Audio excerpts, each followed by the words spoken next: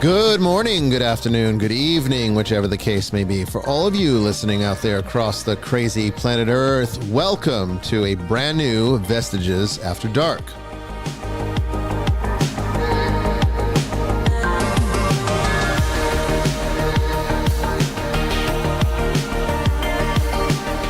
And I'm your host, Bishop Brian Willett, coming to you live from the deep woods of western Georgia on this May 27th, 2025.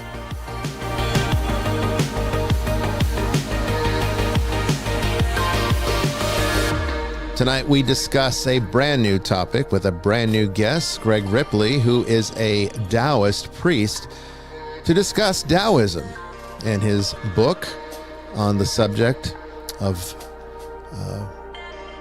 remedy, I guess you could call it. So it'll be a very interesting conversation tonight, one that you can engage with in the third hour, ask your questions. But first, coming up on this first hour, it's, as always, questions from the ether. Don't go away.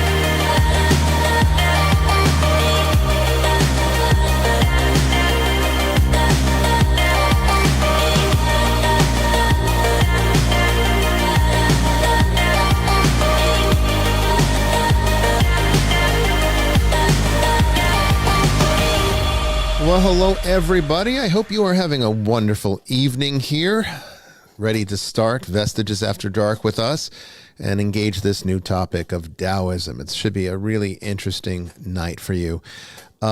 Jamie Wolf is not with us tonight. She's on vacation, but we will be going forward as usual.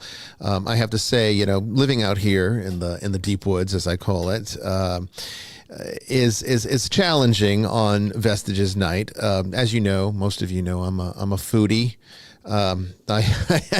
I try to eat as well as possible every day of the week. I enjoy cuisine. I like gourmet food, and so most of the time that means that I end up cooking it because it's either go into the city, which I don't always have the patience for. Not so much I don't like going to the city. I don't like driving on down there.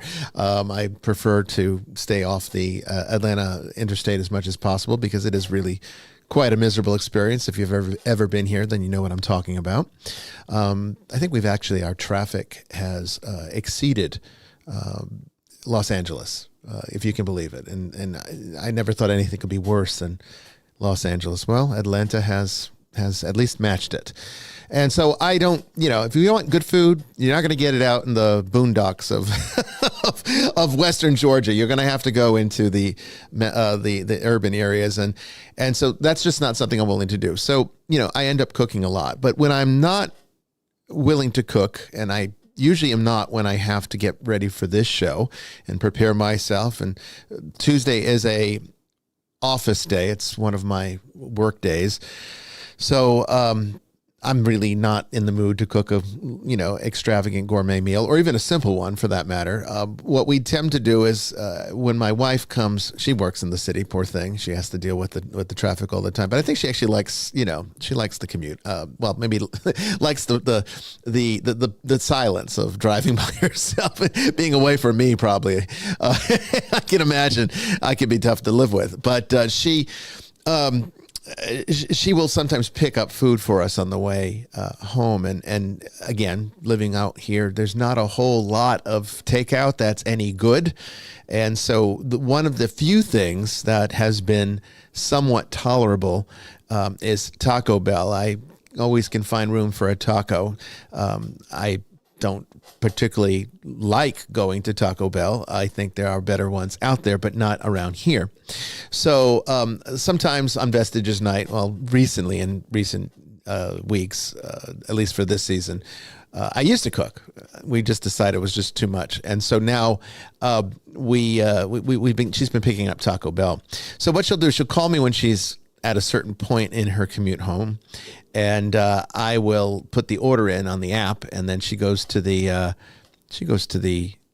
drive-through and picks it up, and that's not been an issue. It's never been a problem, but we've been getting some weird experiences in recent times, and today just took the cake. So we ordered something for her, something for me, something for Levi, and it's on the app, so it's not like you can get it wrong by they didn't hear you or put it in, they heard you wrong over the speaker or something. It's all already, the order's done. She just goes there, gives my name, she picks it up and goes.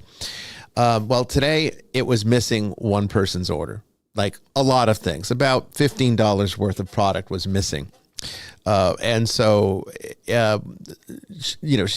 she knew that I had to get ready for the show. And so she says, you know what, you and Levi, you eat. We all kind of get similar things. So it worked. And she says, I'm just going to go back and get it. So while she's going back, I'm going into the app to see if I can file a complaint about this. And so I did, and there was an area. And so again, remember, it's about $15 worth of product. So I put in that, this item was missing, this item was missing, this item, and I put it through. And you know what the app says? It comes back and says, we're so sorry you had a bad experience. Here's $3 off your next order. And that was it. That was it. So no restitution for the loss, not that it's a whole lot of money, but still it's the principle of the thing. You paid for something, you didn't get it, you should make good on that if you're a company, a big company. And so, I was like, okay, well, she's going back to get it anyway. So, it won't be an issue. So she calls the manager while she's on her way over there and tells them what's missing. And he's apologetic and everything else. Oh, I'll take care of it when you get here. Just tell him that tell him to tell me that you're there and I'll come out with your order. So she does that. Okay. She tells him exactly what's missing. She gets there. She says, he comes out with the bag, profusely apologizes, everything else, gives her the bag of food. And she comes back home with it. So she gives it to me to open up while she goes and puts her stuff away. And I said to her, this is a joke, right? And she goes, no, it's not a joke. What is going on? So I open it up. It's 2 large fries and some kind of like dough ball with cinnamon sugar on it. I'm not even sure what they call these things, but that's not what we ordered. We ordered a steak burrito, a soft taco supreme, a Dorito taco, and then we get 2. So she trusts the manager because he's the one handling the first problem. And what does he do? He makes an additional mistake that's even worse. And so she says, I'm not going back for that. So she ate the fries and the dough balls, poor thing. I don't know if that constitutes a proper meal, but, I can only conclude that this level of incompetence cannot be dismissed by just people that don't give a shit or, people that are just incompetent. I really think, and I sincerely believe this, I really think that we're starting to see the deficits to the proliferation of marijuana now that it's socially acceptable, even in places like Georgia where it's still illegal. I am convinced that most people have gotten so good at operating high that they can fake it enough to look as though they are not intoxicated, but making all the mistakes as though they are. I'm convinced of it. I remember an experience where when I lived in Las Vegas more than 20 years ago, you went to a craps table and the dealers were sharp as knives. They could get that math out, and that's tough. That's a tough game to deal. Let me tell you. It's a tough game to deal. There's a lot of calculations and a lot of people screaming and yelling and everything, and you got to be fast. Mistakes were never made, and I always marveled at that. I play a lot of craps. I played a lot of craps, particularly back then, and ever since Nevada legalized marijuana. I can't even tell you the mistakes. One of the last times I was at a craps table, you know, I don't know how much you guys know about craps, but when you shoot the point, you know, if you shoot like, you know, let's say a 5, I think it was, then they put a button that says on the number 5. And there's dealers on both sides of the table, and there's those numbers on both sides of the table. So people at the other end, and craps tables are pretty large, at the other end can see what that point is. Okay. So our dealer had the number 5. That was the number that I rolled. Okay. The other dealer put 8. Where he got that number, I don't know. But when I rolled the 5 and got the point, which you win when that happens, the people at the other end of the table were complaining. Oh, the point's 8. No, I rolled a 5. You know, it's like those kinds of mistakes just never happen. And this is not the only thing. I'm just giving you one example. Ever since they legalized marijuana out there, it has not been the same. It has not been the same. I see more mistakes, sometimes in your own favor. In those cases, I just say, you know what? Shut your mouth. Don't even report it. You know, the hell with it. They're probably cheating you half the time anyway. I'm not going to be honest about gambling. You know, it's if you're going to be stupid enough, then then you pay the price, right? So yeah, I don't. It's not like I don't consider that honest. It's not like being at the store and somebody, you know, runs you up wrong at the register. That's a different matter. When it's gambling, you know, too bad. That's how I look at it. But anyway, I'm not a fan. I'm not a fan of this mentality, and people like that shouldn't have a job. Plain and simple. It's not rocket science. You're taking an order and you're putting it together and then you're handing it out. It's not rocket science. Okay. If I did my job, even half as badly as that, I wouldn't have one. And people could get hurt if I did that. So, you know, and then you complain that you don't get a living wage. Well, do your job right, and then maybe things will change. So yeah, kind of pissy. Sorry about that, but I just had to talk about it because, you know, what the hell. Joining us from Australia tonight is Father Chris. How you doing out there, Father? I'm okay. Thanks for that hospital pass. Yeah. You know, I'm going to suck all the fun out of the room and then hand over to Chris Yates. Yeah, well, you know, I mean, I don't have Jamie with me tonight to kind of like, you know, have a little pre-conversation. So I had to come up with something. That's all I got tonight. It's all good. No, it's all good. I had to say it was one of the things that I mean, I'm pretty much a libertarian, so you know, prohibition laws are notoriously bad. So I was, you know, at best ambivalent about the idea of cannabis being illegal or what have you. Mm-hmm. But that trip to the last trip I had to the USA, not in Georgia. Georgia was a welcome respite from it, to be honest, but in California and in Vegas, I couldn't escape the stinking smell of that bloody awful stuff. I've got no interest in it. I'd rather have a beer. Skunks everywhere. It's just disgusting. Yeah. And so I actually came back thinking, oh gosh, you know, there is actually a public interest reason to at least ban it from being used in public. Well, it is. The thing is you've also got this in Nevada. It is. You're not supposed to walk around the street. They don't enforce it.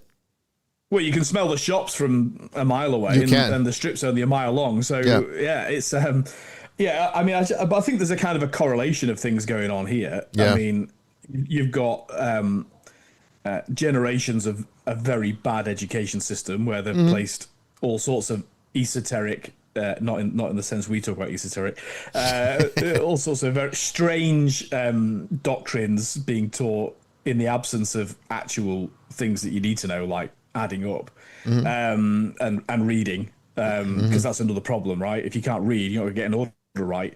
And so that's one thing that's happened. Also, the correlation is that the legislators that would be willing to legalize cannabis are also part of that system. So I think we're basically generationally dumber than our ancestors. Oh, absolutely. No question about that. I definitely see the So degradation. that's the problem. And that is, you're right. No, you're right on target there. I mean, anecdotally, I can say that cannabis has added to the problem. I think it's just making a bad problem a lot worse, honestly. It's not going to make it any better. It's not going to make you any smarter. It's not. That's for sure. Well, because alcohol, you can't play that game. Okay, people are gonna definitely know when you've been drinking. You can make it. Yeah, you can make it too. So banning it's a bad idea. Yeah, no, I don't believe in banning it, but I definitely I think that doesn't mean you have to socialize it. You can make something legal, like porn, for example. I don't like it. I actually hate it. I think it is disastrous to society. I wouldn't want to criminalize it. However, if you're into porn, people are not going to necessarily go out and advertise that and expect that people are going to be happy. So most people keep that kind of thing to themselves. I think marijuana needs to be like that. It's like, okay, fine. I don't have anything against keeping it legal or making it legal. I don't care. It's not part of my life. I have no interest in it. I will never partake in it. So it doesn't matter to me.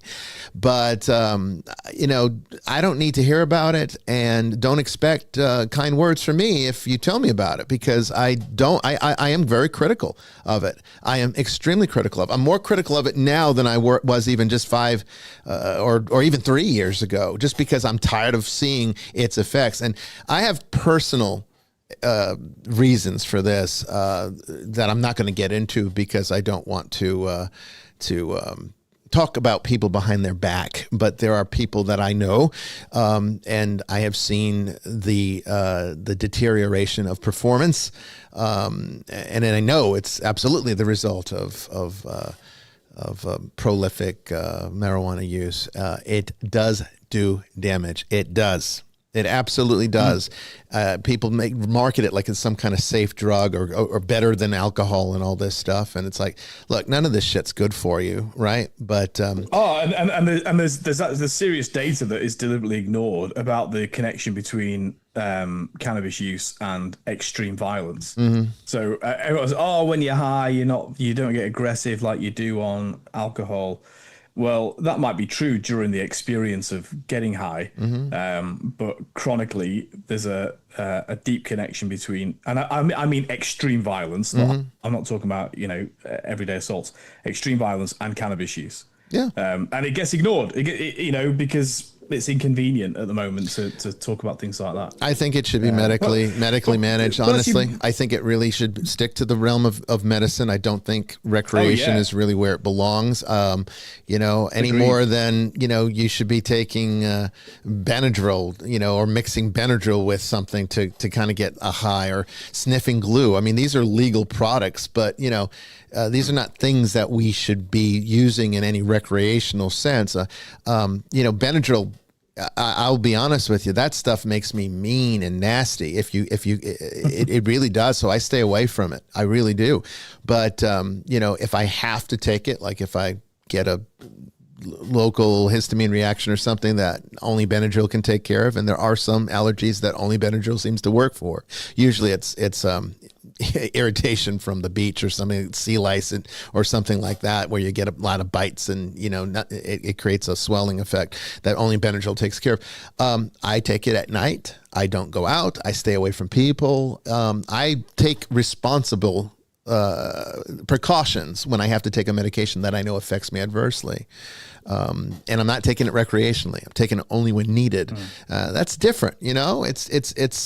I have my reservations about it. Is it legal down in Australia or no?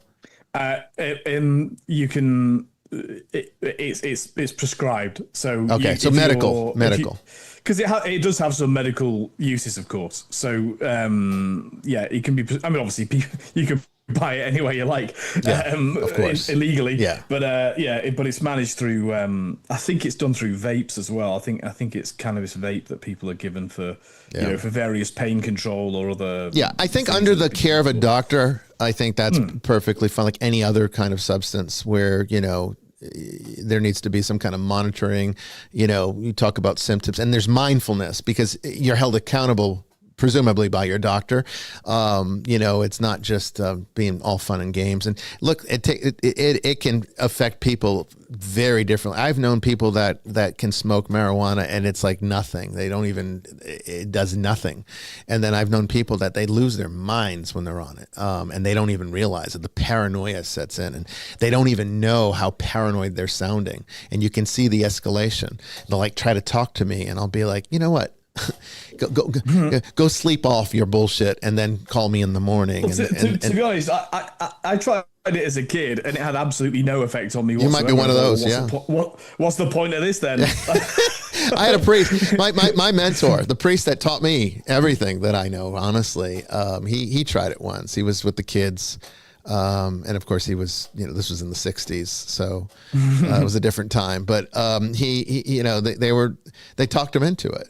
And he's like, yeah, I guess he was trying to be relatable. I don't know. And he smoked a joint with them. And so I asked him, I said, so how was it? And he says, honestly, I thought it was much more mild than alcohol. And I said, well, you're one of those people where it doesn't affect them very much. But there are people, just like alcohol, same thing. There's people like me. I can drink copious amounts of alcohol and you'd never even know it. I maintain my. You have to get me to almost a dangerous amount of alcohol to put me to the point where I start to actually respond in a way that would be obviously drunk or at least intoxicated on some level. But there are people that you give them one drink and they're just flying, and they can get mean. Some people get mean. Some people get really sleepy. Some people get really silly, or some people just get like me, quiet and contemplative, or even maybe more coherent. Honestly. But I mean, I think it's like everyone has a different, biology. And I do think these substances affect people differently. So I would never say, definitely never criminalize it. I think that's awful.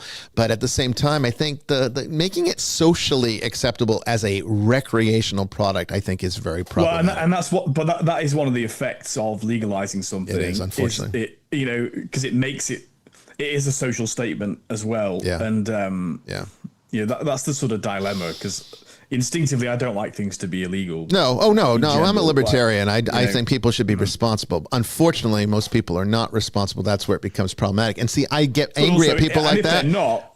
Because if they're not, there should be very severe consequences. Well, there you go. That's how you maintain a free society. Exactly.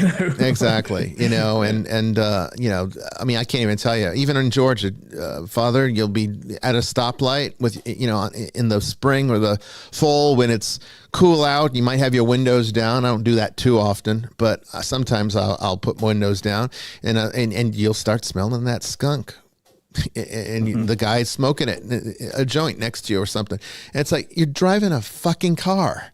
I mean, that pisses me off. That pisses me because it could be my son driving a car one day and he gets hit by someone like that. You know what I mean? It's like, I'm always thinking about, think about the consequences. You're not alone out here, and maybe nobody wants to be involved in that. So you make that a you thing, but don't bring me into your insanity like that. Well, essentially that is the difference between a libertarian and a libertine. Yes. Yes. So a libertarian thinks, freedom, but not the freedom to harm other people. Yeah. Yeah, exactly. You don't You're free have to harm yourself if you want. Yeah. Although I'm actually not like that. I'm a bit more like a Milton Friedman rather than Ayn Rand kind of a person. I don't think you are free to hurt yourself because you belong to God. So that's where my conservatism kicks in. But it's well, yeah, but I don't know. I mean, but you agree though that government really doesn't have the right to enforce your relationship to God either. So. It's still a personal responsibility. Oh no, that's right. Yeah. I still don't think the government should make me be free in that way, but I should be. Exactly, you should be. Joining us also, and the church can. Yes, exactly. Joining us from Tennessee is Brandon Milam. How you doing, Brandon? I'm sure you don't have to worry too much about marijuana out there, or do you? Is it bad in Tennessee or not? I don't know. Knoxville probably, right? I bet it's not too bad. Not too bad where I live, but I do end up working kind of around a bunch of people that do that. Yeah, I bet. And it's not for me. I'm more do what you want responsibly. but ultimately it's Not for you? no. Yeah, I don't blame you. And It stinks. Yeah, it's not like a nice cigar, you know. I mean, the thing is, I can't stay around it for too long because every time I'm near it, I get a massive headache, and I rarely get headaches. So I just avoid it entirely. Yeah. Like sometimes we'll have a person smoking right by our entrance, and just walking by, it hits me badly. And I'm Gives like, you a headache. no. Yeah. Like, I want to pick up the person and move them and say, go over there. Wow. Yeah. I'm telling you, it's just keep it home and do it with the guidance of a doctor. You know, recreationally, you're not going to get my support on that. You know, that's the way I look at it. I do think, you know, people that are terminally ill, cancer, it might help some people. Maybe, I don't know. I mean, some people report it helps. But I'm not a fan. Not a fan. Okay, let's get to questions from the ether. What do we got for the first one tonight? All right. So the first one, my question comes from Matthew chapter 27, where it talks about Jesus being betrayed and how the field of blood got its name. Verses 9 through 10 reads that this was spoken through Jeremiah, the prophet, but I couldn't find anything in Jeremiah remotely connected to this. So did Matthew mean Zechariah, as that's what's most commonly cited for the prophecy of the Messiah being betrayed for 30 pieces of silver? No, this is a Bible issue. This is the fact that we generally, especially those using the King James version, have a Bible based on the Masoretic text, the Hebrew Bible. Jesus was quoting the Septuagint, the what we call the Greek Bible. So if you look in the Septuagint, you'll find there's a correlation. The reference that Father Chris, I mean, the verse goes, and this is from the New American, where is it here? And for this reason, that field has been called the field of blood to this day. Then that which was spoken through Jeremiah the prophet was fulfilled, and they took the 30 pieces of silver, the price of the one whose price had been set by the sons of Israel, and they gave them for the potter's field, just as the Lord directed me. You know, it is also generally thought that it was a thematic reference. So yes, what Father Chris is saying is that depending upon the source material, it could have an effect as to what the reference or the actual historical reference was to. Clearly it's referencing something. I don't think it's a scribal error or anything like that. It can also be explained through oral tradition. And I think sometimes we forget that the ancient world depended largely on oral tradition, far more so than they did on the written word like we do. We are so used to putting things down in print, you know, legal documents, contracts. If it's not written, it's not legitimate. Like, try to buy a house on a verbal agreement. That would be a really bad idea. Things might not go well for you without having the actual documentation there to prove that these are the terms and it's sort of written in stone, so to speak. In the ancient world, it wasn't like this. Paper was expensive, and even more expensive than paper was scholarship. And scholarship included being able to read and write, which most people could not. So unless you had a lot of leisure time, which meant you were rich, you might not know how to read or write things down. So oral tradition became even more significantly important. And so as we break that down to how some of this got recorded when they finally decided to say, okay, this needs to be preserved for posterity. And then beyond that, you know, the multiple translations that came from different source materials all the way down to where we're at today. Little things like this can be a discrepancy that would need to be explained by biblical scholars. So it doesn't invalidate the document or the Word of God itself in any kind of religious or theological sense. What it does is it shows that there's a whole lot more to the history than is generally understood, and so therefore there were different different things or different perspectives that would have been put in and applied to different verses and their interpretations based upon, again, as Father Chris says, source material, oral tradition, or even just thematic reference. Thematic reference was also a thing. We today try to, because we have, again, this obsession with exactness, that everything has to be precise and accurate to the furthest degree possible. The ancient world did not think like that. It was more important to understand the concept than it was to actually understood all the circumstances that led up to it.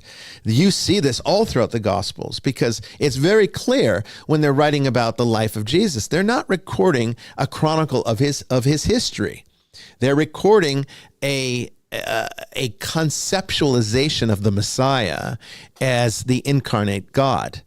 And that's the motivation there. They don't care if all the nitty gritty details as to who was here and where was it the Passover at the Last Supper? Was it some other meal? Things like that were not recorded for that type of historical exactitude. It was more about what kind of thematic message were you trying to portray. And in the mind of the ancient person, that was the more authentic telling. Not so much that you were recording history exactly as it had unfolded, but more so that you got the thematic references correct and that you were handing that on, because that's what they thought was important. They didn't think the exact details as to what day Jesus did this on mattered. What did matter is, what did he do? And what did it mean? And what from what he did applies to the people that will come after him? That's how they looked at it. So that explains some of these discrepancies like this one. Okay. Yeah, I mean, the gospel, I mean, we think about the gospels, obviously, because our context is, Matthew, Mark, Luke, John, Acts is Luke part 2, right? Mm-hmm. But gospel is also a genre of literature. Yes. Just because we know every single book of that genre, and the genre was invented by whoever wrote the Gospel of Mark, and so gospel is its own specific genre. It's not biography, it's not history, it's not philosophy, it's not poetry, mm-hmm. but it has all of those things included within it. Yeah. Yeah. So that's why it can be difficult. It can be difficult to sort of discuss these things, certainly with people hostile to the church, because, well, it's a little bit like when people who are hostile use Genesis as a kind of, they use science to mock the book of Genesis, mm-hmm. as though Genesis is the same genre as a science textbook. Mm-hmm. They're different genre, but the problem is that the idea of genre and what goes behind that is a subject of the liberal arts and not of science, and so it's poorly understood by a lot of people. Well, just like the nativity stories, I mean, mm-hmm. they don't match up at all, and one gospel eliminates it altogether. And then you look at the extra canonical nativity stories; they don't match up. So again, the ancients were trying to pass on the thematic reference. They weren't concerned with, like, this happened on Tuesday, the 24th of this month at 8:00 p.m. or 8:03 p.m. Let's make sure it's exact. They were not writing a court manuscript. Okay, it wasn't a transcript of a case. It was a thematic message that was deeply spiritual, and the only way to truly connect with it was to move beyond the material elements that sort of got in the way, at least as far as they were concerned. I think one of the things that actually takes us away from that understanding. I mean, look, I'm of the school that says the Gospels come to us, yes, partly through eventually through writing. But if you think about the Gospel of John, for example, I'm of the school that says, no, this has come down to us through the celebration of the liturgy of the Mass. Yes. Because you can sort of read it when you're looking at John. You can see, these are the apostles sharing the accounts of Jesus's life in light of what they know post resurrection. So, but one of the things that causes a problem is that we have a scholarly approach to the scriptures, which is quite correct, by the way. But we then, because we have that mindset, we assume that the writers of those gospels had that same mindset, and they didn't. No, they didn't. And so they weren't writing some masterpiece of exegesis. Right. They were writing for, like Bishop Brian said, many thought that Christ would return in their own lifetime, and so when as time passed and apostles were dying, they thought, oh, maybe we do need to have some of this recorded. What they were concerned with was handing on the message, handing on the gospel, the good news of Jesus Christ. That was their primary concern, not writing a sophisticated treatise that would satisfy an exegesis in the 21st century. But because that's our approach, that's the mindset we take into it.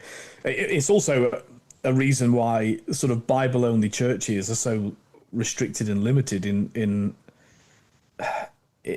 how they can comprehend the gospel, and why they become superstitious of things they don't understand, because most of what was handed on was not in the scriptures. It was handed on through traditio, through the traditions, through the St. Paul says it in the scriptures, so I handed on what I received on the night I was betrayed, so there is a sort of a conception issue that we tend to think about the scriptures rightly through our own sort of academic approach over the last 600 years. But that's not how the writers were thinking about it. And the reason we have confidence in the scriptures, and this is what's so important from a Catholic Orthodox perspective, is that these are the scriptures the church settled on and gave authority to.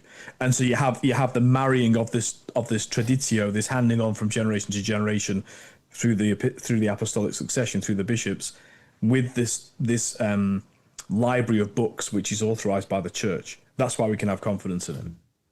Yep, well said. There you go. I do think what is interesting, though, is that we're able to acknowledge that there are discrepancies, but able to explain the deeper indications as to why that is, versus in some other churches, say the ones I grew up in, where we just flat out deny, no, there's no discrepancy, there's no contradiction, there's nothing, it's just you're misinterpreting. So I do appreciate the fact that we can explain, yes, it is, but here's why. I mean, that's So just I do honestly, respect you for that. that's just poor It makes scholarship. it more believable. It's poor scholarship. Makes it more believable. Well, yeah, that's true. But I mean, it really comes down to just poor scholarship. I mean, the problem is, this is what happens when you establish a church that is not built upon good theology. When you don't have good theologians that can sort through the complexity of this material. It's kind of like the difference between going to, one of the best surgeons in the country for a medical problem and, or choosing a witch doctor. I mean, the witch doctor thinks he knows what he's doing. But does he have the training? Does he have the education of the skilled surgeon who, has proven himself? I would guarantee you he doesn't. That's what happens. So what this is that because religion is not regulated like medicine is, people can get away with it. And just because somebody goes and graduates from a Bible college doesn't mean that whatever is being taught in that curriculum is of any intrinsic value theologically. I mean, the other thing is, and I know we've got other questions to get to, but I think this is a good one. The other thing is that if you take an approach that says, I'm just going to begin from the Bible, or I'm going to begin from the scriptures in every generation, you're wasting their time. I mean, why are you doing the work that's been done? Yeah. Like, I mean, the traditionalist, the Catholic, the conservative, if you want to say with a small c approach, is a humble approach. You say, actually, ironically, there's a Baptist theologian, Paul Fiddis, I think his name is, who's at Harris Manchester College in Oxford, and he's been promoting to Baptists, saying, actually, we should get closer to what those closest to the source thought about the scriptures. And I thought, well, welcome to the Catholic Church, Yeah, right. And so, by the way, he would know. He's far smarter than me. He would know that.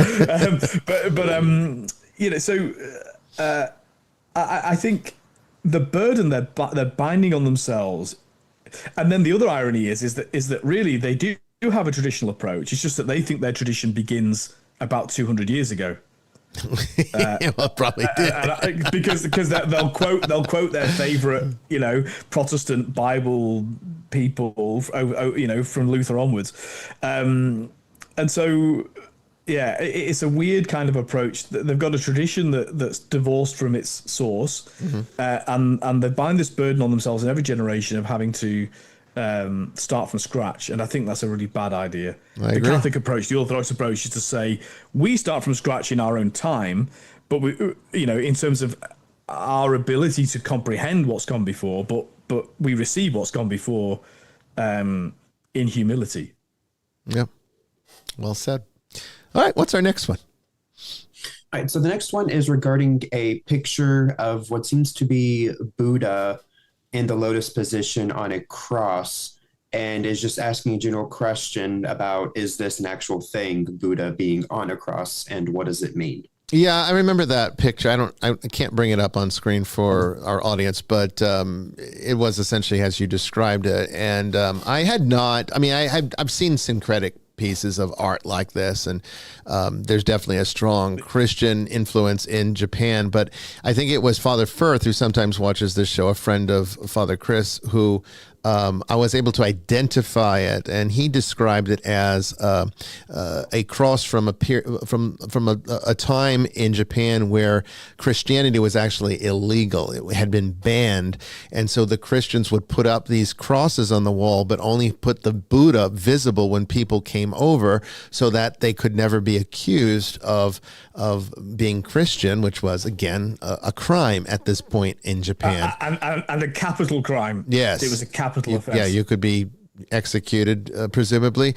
So when they were by themselves, they could take the entire veil off and it would show the cross. So it wasn't to indicate that Buddha was, Jesus or something, or that, Buddha was crucified. It wasn't to depict that. It was basically to put a symbol up there that was safe, and then to have the real symbol hidden behind it. So it was kind of like practicing in secret.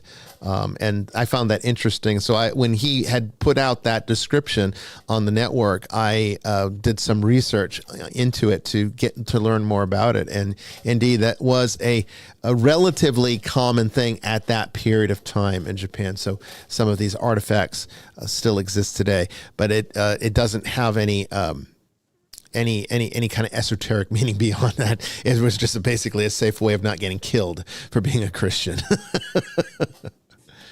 As I guess for reference for those watching. There you go. Okay, good. Yeah, I'll go ahead and talk again so the camera shows you. So yeah, this is probably not the best picture or the best quality, but this is the picture that was on the network of Buddha on the cross. Perfect. Yeah, that came out very clear. So yeah, that's what that is. And Father Firth was absolutely correct. And for the third question, we might have time for this one. Yeah, we do. So I had attempted to gain access to investigate the local movie theater. While I was ultimately turned down, a coworker and I were talking about it. I had asked her if she had any ideas on how it was haunted, and she said it's probably a mixture of horror movies that use actual spells on set, and that a theater is public property, so demons don't need permission to enter. Does any of this sound remotely plausible? Okay, so the first part of the question, or the first part of the answer, I guess, where it's because horror movies use actual spells on set. Yes, that does indeed happen. Although I wouldn't necessarily say it's so much using actual spells as is using the actual elements of various occult symbology like sigils and things like this. I can testify to that happening for sure. When I consulted for The Conjuring 3, one of the actors that I was working with, and we became friendly afterwards, had a sigil that was sort of with the art department had painted on to her to make it look like a tattoo. Obviously it wasn't a permanent one, but she showed it to me, and she was like, what I hope this isn't going to be a bad thing. It's like, well, is it real? She goes, I don't know. I hope not. And I looked at it, and sure enough, it was indeed an actual sigil of the demon that was being represented in the franchise. So that is what movies do. And yes, that does indeed create paranormal disturbances, because the cosmos does not know the difference between fiction and nonfiction. It doesn't have a frame of reference for that. In a way, everything is arbitrarily one or the other or both. What is actual? When you think about it, we don't really know anything actual. God's actual, but look at how difficult it is to know God in any tangible sense, because we're so far removed from actuality that we can't see it even when it's right in front of our face. That's what makes God feel so distant, you realize. It's not that he's far away from us, it's that we're far away from him. Well, we keep moving away by engaging with the fiction of our own lives, our own identities, everything that we want to believe is true about creation, and completely refusing to see everything that's actual about creation. So we do this all the time, and the cosmos responds in kind. So it's like it can't tell the difference between an actor using a sigil for a performance or an actual demonic ritual where somebody's trying to conjure a demon. It doesn't know the difference. Sorry, Father, what do you have to say to that? No, I was just going to say, I've said it before on the show, but I was going to develop it a bit more, which is, after the fall, God doesn't hide from Adam. Adam hides from God. Yeah. And I was going to extend that out to, if you think about people in your life who resist. I understand why people find it hard to believe in God. Terrible things happen in your life and all the rest of it. Although, interestingly, people who suffer trauma and terrible sacrifice often are not the people that find it hard to believe in God. Mm-hmm. The people I call the worried well, they're the ones that sit back, sipping prosecco, saying, "Oh, there can't possibly be a God," blah blah blah. But there is a sort of it's because they should be drinking. That's because they should be drinking champagne. Let's face it. Well, you may say that, but you have French origins, so you're biased. I am very biased.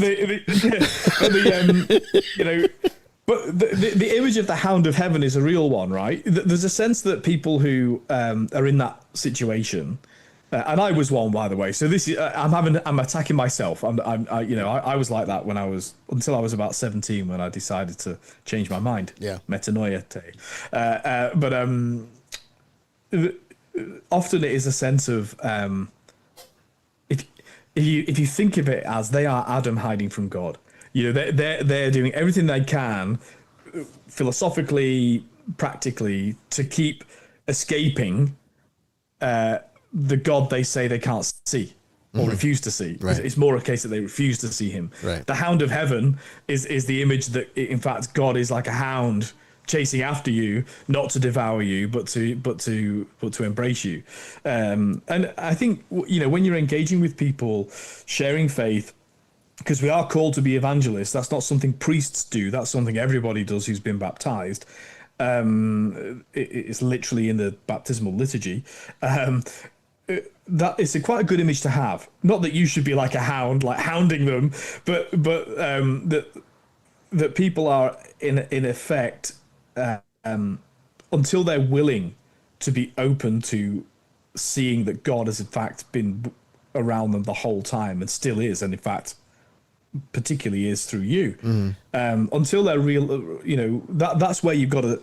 That's where you should spend your time at the level of enabling somebody to have a mindset shift. And you do that through grace. You do that through, nobody wants to lose face or be embarrassed, and so, but that's where the work should be, enabling somebody to be able to take a mind shift.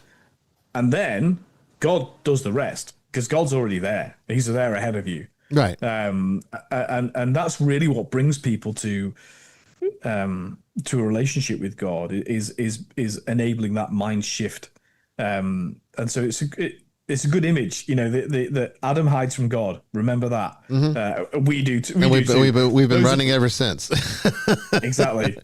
Those of us who do know God is real, we still run from time to time. That's why we need the confessional. That's true. That's true. The second part of the question, though, is inaccurate, or the second part of the answer to that question, that demons don't need, that demons, it's public that demons don't need permission to enter.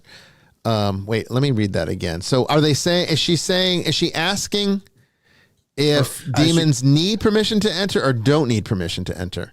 No, I think it was, since it's public property, they don't need permission to enter. Okay. All right. There, I got you. Okay. So that's not correct, because, it has nothing to do with public property, and demons do not ask permission. Okay. The fact is, when we participate in evil, we bring evil to us. Okay. It's as simple as that. It's not as though, I know Scripture has that passage, the devil's prowling around like a roaring lion looking for someone to devour. I know that's an image. Well, that's the hound of hell. Yeah, that is. I know that's an image. Yeah, that makes it sound as though there's all these demons out there just looking for an opportunity. But in reality, that's a true and extreme metaphor for the reality of it, which is that it's the simple occult law of like attracts like. The more you engage with the darkness, the more the darkness becomes you. And it's as simple as that. Okay. So as far as these haunted locations, if there were things that were done in those locations that that involved a lot of dark, malicious energy, then dark, malicious things will spawn from that location. It's just because that's how it works, which is why you should.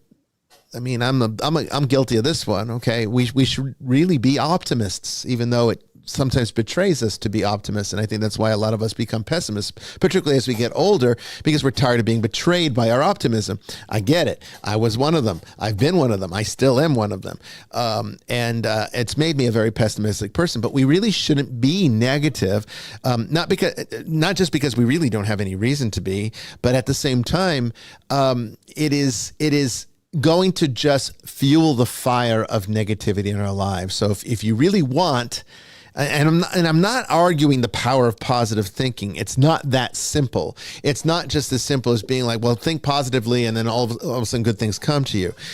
It's not quite like that either. But it is true that like attracts like. And until we can engage authentically with positivity, then positivity has a hard time staying attached to us.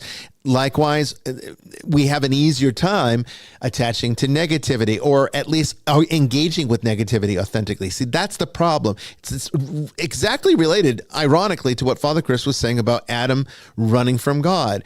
It's easier, it's always been easier to engage with the negative, because in a fallen entropic universe, it is programmed now towards the negative. So the negative feels more real, it's more authentic, and it's more predictable. So we tend to focus on that, which attracts all this negative energy, which is where Murphy's Law comes from. If something can go wrong, it will. And it usually does.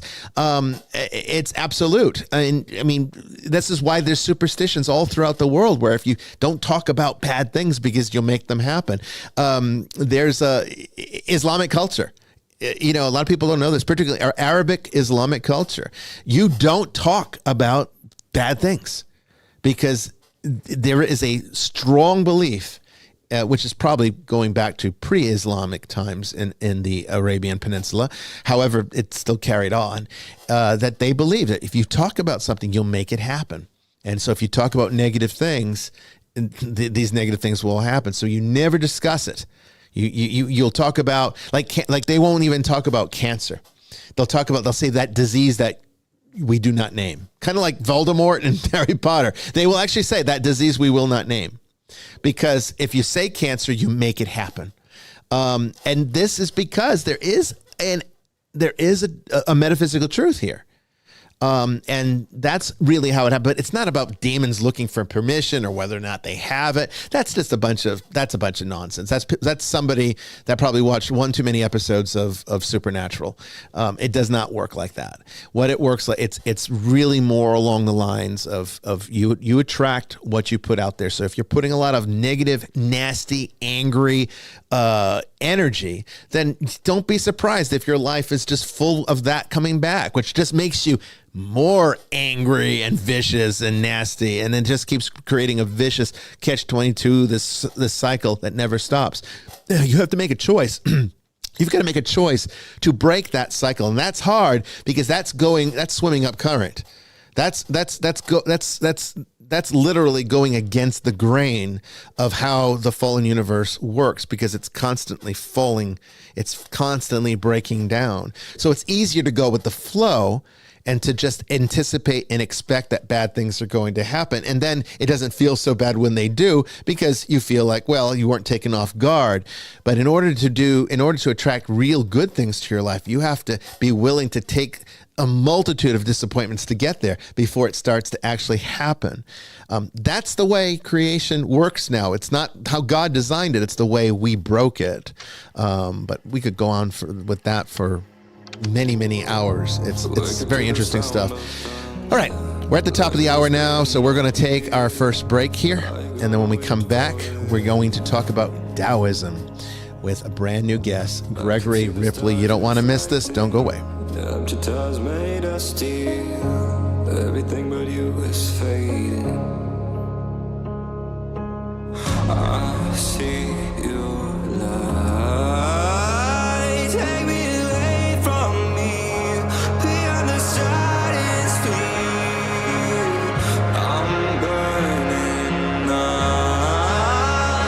You got me falling free into eternity.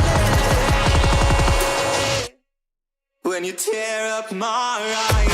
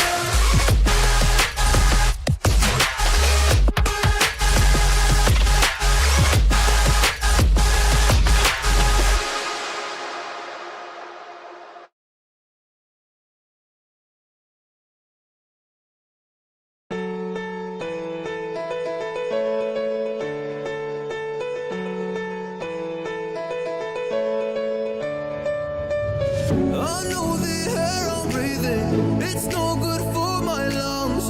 I do this every season. I hate when summer comes. I fall into a trap that I made by myself. Oh, and I always do the wrong thing.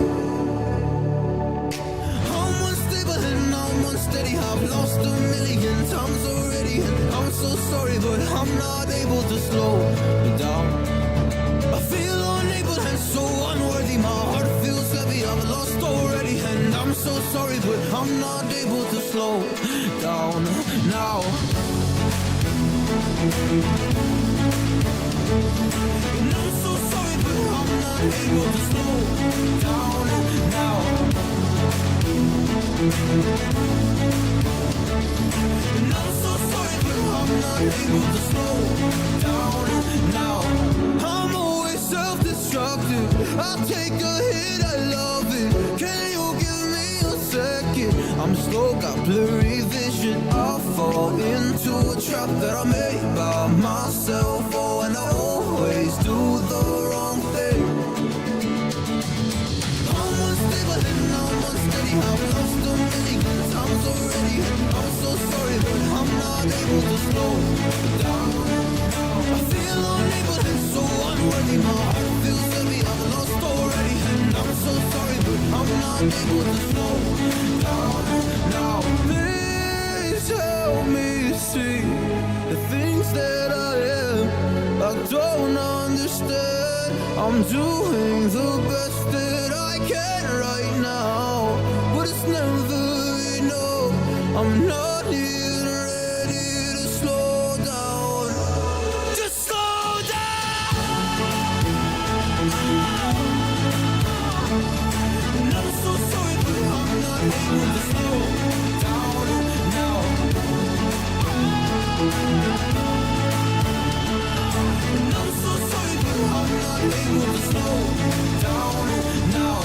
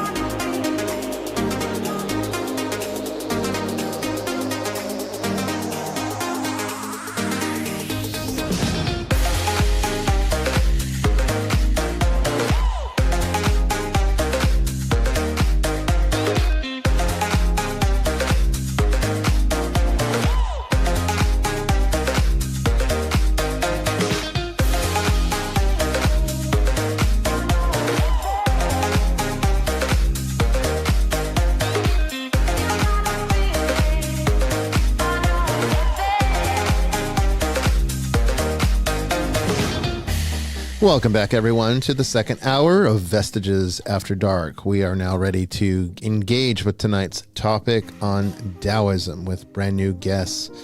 I think you're going to really find this a great topic. It really is, and a much needed one for the world today, I think. It's all about, or at least I should say, much about balance. Daoism's about balance and maintaining balance. We're going to learn all about this tonight. Don't go away.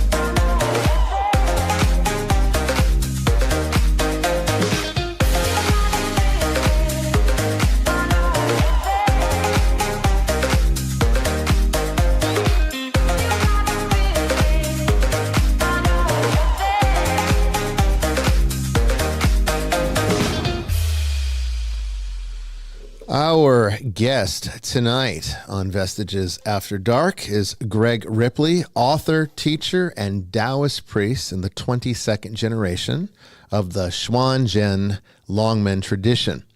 Greg's work focuses on helping people reconnect with the natural rhythms of life through the ancient wisdom of Daoism.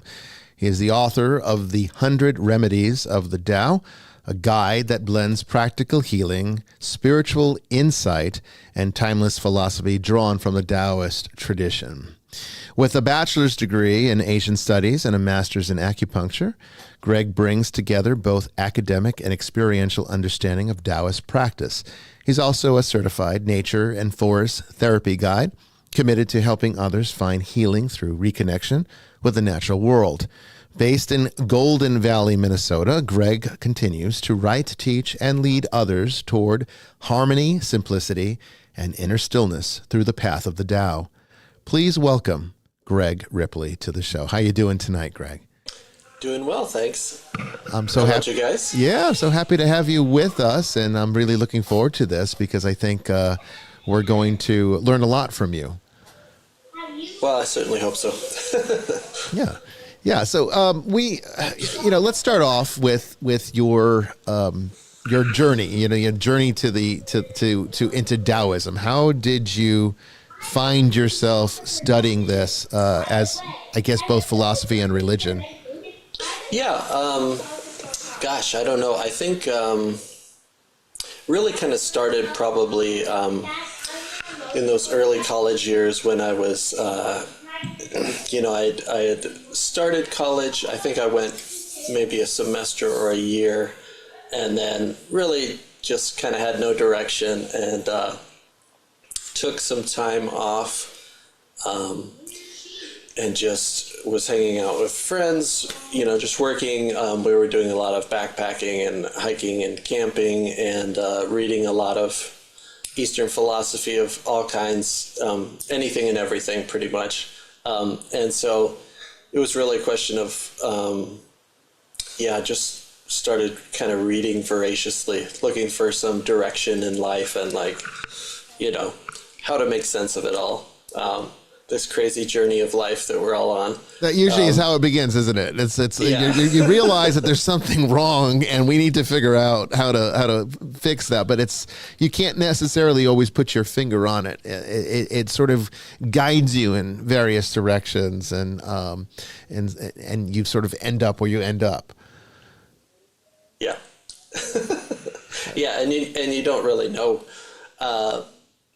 you might, sometimes you think you know where you're headed and life is going to take you some completely different direction, for better or worse, hopefully for better, but sometimes for worse. Sometimes for worse. That's right. Yeah, it's true. So Daoism as both religion and philosophy. I'm assuming as a priest, you practice both. Because I know that there are people that, just like in Buddhism, I used to be a Buddhist practitioner before I became a bishop, and I can say that there were people I knew that just practiced the philosophical aspects of it. Some were into the more religious forms of it, particularly in Vajrayana, where you have more ritual and that kind of thing. But you're kind of, I'm assuming, engaging with both. So what is it about Taoism as both a religious way of life and a philosophical way of life that you found meaning enough to become a priest? Yeah, I think, I also had some background with Vajrayana as well. And in many ways, it's very similar, or it can be. I kind of think of Taoism as a whole a little bit like if you looked at Buddhism as a whole, and you have Vajrayana, you have Zen, you have these very different sort of flavors of Buddhism, but there's a core that they all share, right? Yeah. And Taoism is an old enough tradition and has had enough influences and enough intermingling with other traditions, and actually a lot with Buddhism, that there are a lot of different styles of how it can be practiced, or how you can approach it. And that, yes, at its core, you can kind of view it as a, on the one hand, some people view it as kind of just a mystical tradition, that you are sort of in relationship with this unnameable thing that is the universe, or behind the universe, within the universe, what have you. But or the Force in Star Wars, for example. Right? The Force, sure. I mean, that works. If you want to take the scientific route and be like, it's all energy, on some level, and it's like, well, okay, that sounds about right. Yeah. But it's really can be approached in a lot of different ways, and of course in the West we've tended to take the approach of, there's the Tao Te Ching and the Zhuangzi, these ancient philosophical texts, and they're great fun to read, and you can really get all kinds of good things out of them. Or if you want to approach kind of the more living tradition of what's been going on for the last 2,000 years, it's probably going to tend to have more religious aspects mixed in with that as well, and more of a practice aspect of it.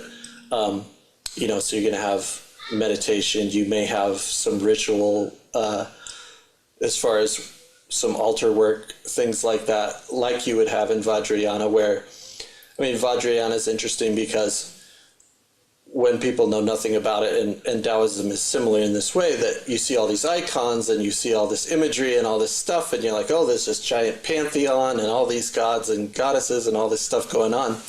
And it's like, on one level that's true, on another level none of that's true, and these are all just images and sort of vehicles for approaching this unnameable, unseeable, unheard, unseen, untouchable Tao that's behind everything, or within everything, depending how you want to look at things. And so, these kind of archetypal images of different saints, immortals, kind of forces, natural forces within the universe that we are more comfortable approaching if we put a human face on it sometimes, right? Yes, and we absolutely. can feel a relationship with something that we can relate to easier that way than how do you relate to this, unknowable, unseeable all, or whatever? Exactly right. It's why Christians made God look like a person. They personified God to the point that people have this idea of this old guy with a beard sitting in some throne in the clouds somewhere. I know there's Christians that do maintain that image, and even though in the more sophisticated versions of Christianity, like Orthodoxy or Catholicism, we don't hold those ideas, but they hold true in art because it is approachable. It's relatable, and it helps to focus the mind. And I think you're right. In the Vajrayana, they do this. In Buddhism, I even, it's the same thing in Hinduism too. There's you have all these gods, right? But it's not a polytheistic religion. I would argue with anybody that that's polytheism. Hinduism is truly perhaps the most monotheistic religion there is, because it is ultimately all manifestations of Brahman, everything, even us. So I think that you get some of that element in all of the Eastern philosophies, and Taoism's no exception, since, of course, much of this really became central to India and China anyway, and then, found its way out. But central, to, of course, Asia and specifically. But when we're talking about Chinese philosophy, I would think Taoism sort of transcended it now, wouldn't you say? Because I don't consider the China of today to be a particularly religious country. So it's kind of found life now outside of itself, would you say? Yeah, there's been,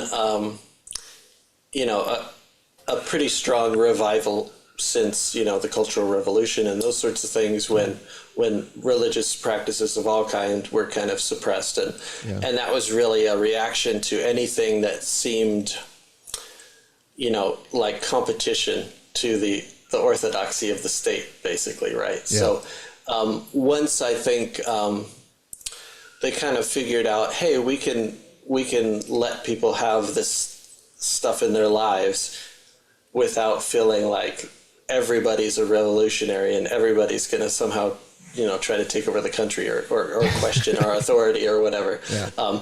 And occasionally something kind of bubbles up and gets a little too big and a little too worrisome, and they kind of give it a little more attention. But for the most part, I think they've tended to have an easier relationship with those sorts of things. And of course, there were still people alive to keep the traditions going and kind of revive the traditions and teach the next generation and so on.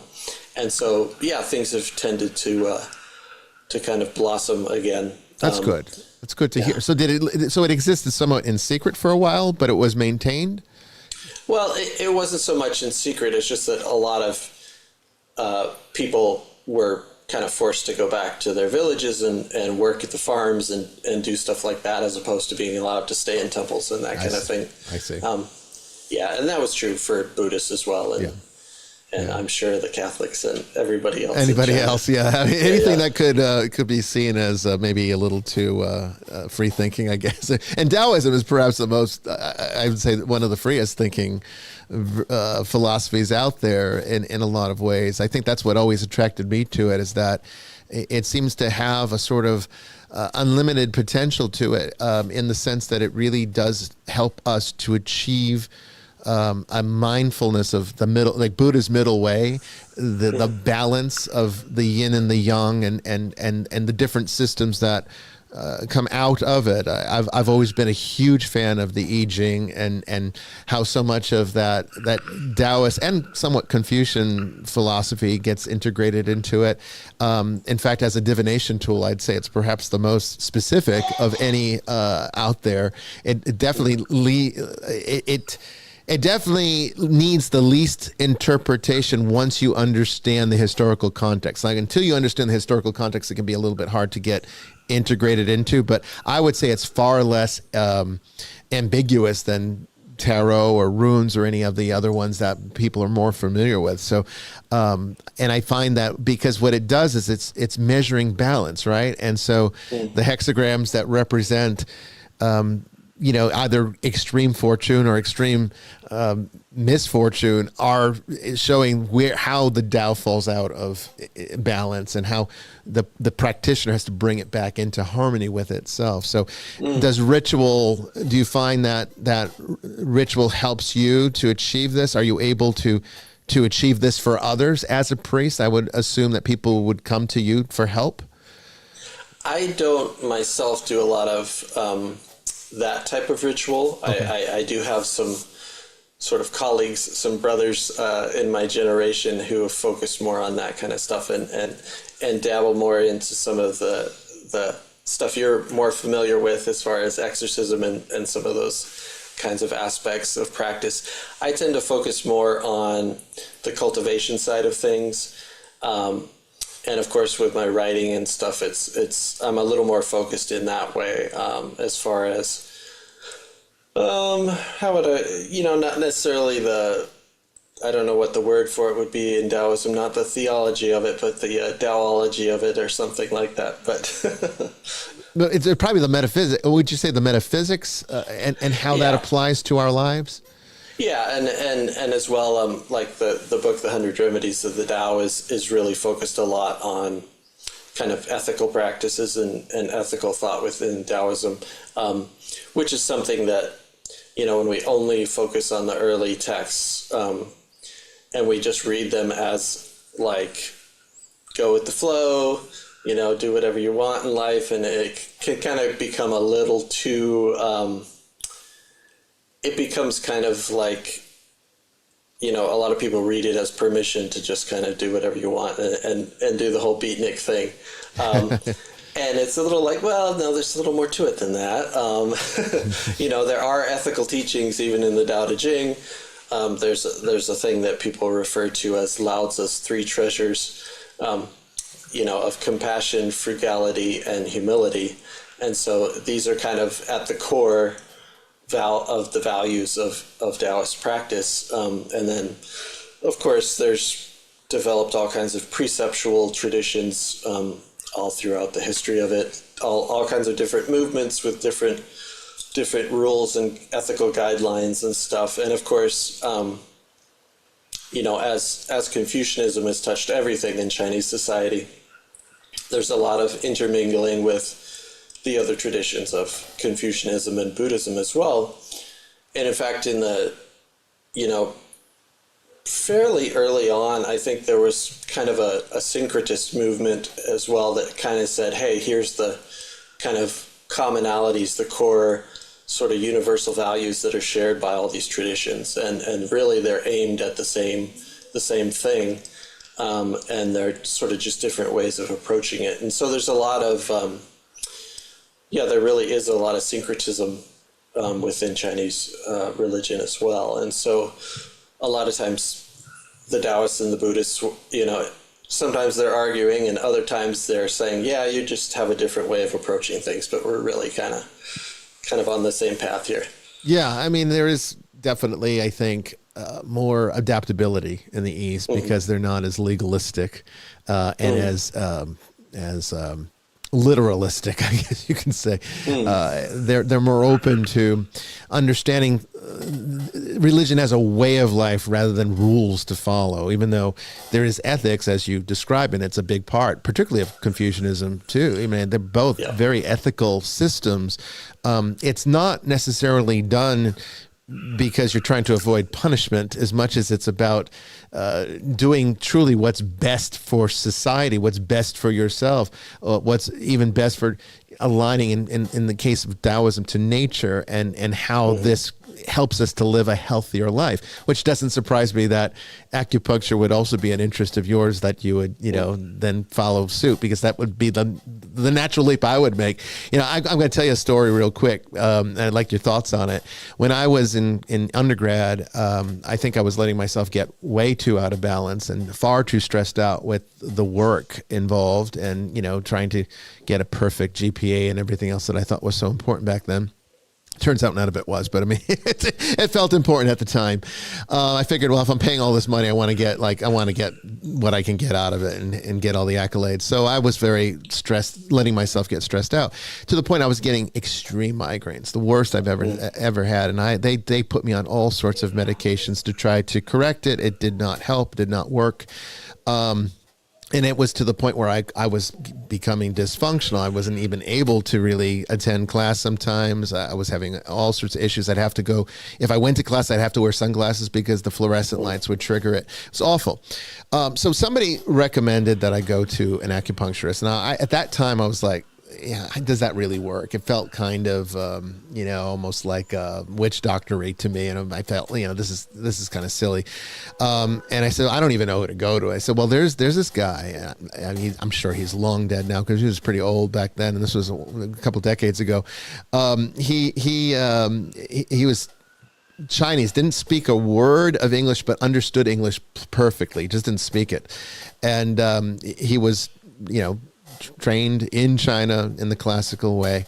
And so he says, you go see this guy. So I went, and like I said, he couldn't speak to me, but he'd understand everything I said to him. And he had an aide there to kind of, if he needed to say something to me, to be able to convey the message, and told him what was wrong. And so he said, he said through his aide, you're going to need 6 to 8 sessions. And I said, okay. So he, I was a little uneasy. I didn't know. He had these long needles. I didn't know what he was going to do with them. Turns out it was actually very relaxing. Didn't hurt at all. Wasn't intimidating at all. He had put some ultraviolet light on while he did it. It was very interesting. And he just, put them in, and I'd sat there and took them out, and I would go back. I had to go back at the same time every day.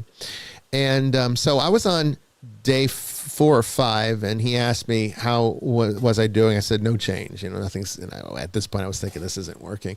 So we got through day 5. Okay. And he says, tomorrow, it'll be different. And I said, okay. So went through day 5, went back the next day. This is day 6, and went for the session. Felt no different at the session. Nothing else, nothing changed. Went home that night, and I kid you not, it was the worst headache I think I had all year. And I'm thinking, boy, this is making it worse. And suddenly I got up. It was about 8 or 9 o'clock at night. I got up to get a glass of water or something. And I felt literally this pop in my head. It was like an explosion in my head. And I felt all this rushing energy. And it was like it was like coming up through my spine and out the top of my head, and the headache went away. And I kid you not, I had not had another migraine again for over 15 years after that. And so I went back and I told him, I said, he says, "How are you feeling?" I said, "Well, this happened last night." He goes, "Okay, you're good. You don't need any more sessions." And he was right. I mean, I didn't need to go back for acupuncture for 15 years later when I started getting stressed out again, and I started developing it, but it was never as bad, and it never came back as bad as that. So let's talk about acupuncture. What happened there? Well, I mean, you could approach it from, I mean, you could almost look at it from, sometimes the medical side of things, the meditative side of things, it can be very similar sometimes or very different. The models overlap a lot. And so, I mean, that almost seems like you had some major sort of blockage that was really, and if we look at it as tension, in Western terms, we just look at it as like you have this stress and muscular tension. Your blood pressure was probably high and you probably weren't sleeping enough and all these sorts of things, right? And so,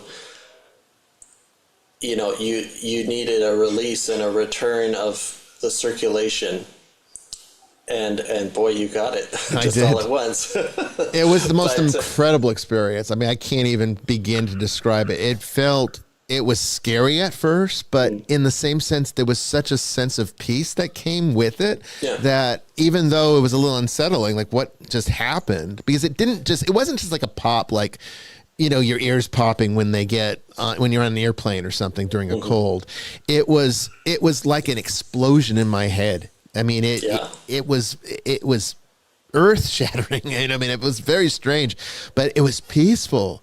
And I was like, in some level, I knew it's like, I think this is what he was talking about. And he seemed to think it was. So, and it worked. Except 15 years later, I was fine. It was just when I started letting myself get stressed out again that they started coming back. But I went for acupuncture again, and it did take care of it. It did. Yeah. Yeah. It's an interesting process because, I mean, you can just look at it in terms of, if you want to think about, okay, you're signaling the nervous system and trying to return to a sense of balance, basically, in your body, on the one hand. And then there are other times where something needs to move a little more forcefully or what have you. And it sounds like that was certainly the case with you. Yeah. A lot of times with treatments, people will find that they can just get super relaxed, like during a treatment, to where, you start to feel like you're not even laying on the table anymore, and you're like not even present, almost a little out of body or something. And those can be really great treatments sometimes too. It's like your body really needed that deep relaxation and return to a state of rest where it can really start to recuperate on its own. And, in our modern society and everything is so rush and constant input and stress that it's, I mean, more than anything else, that's often what people need, is just that deep relaxation.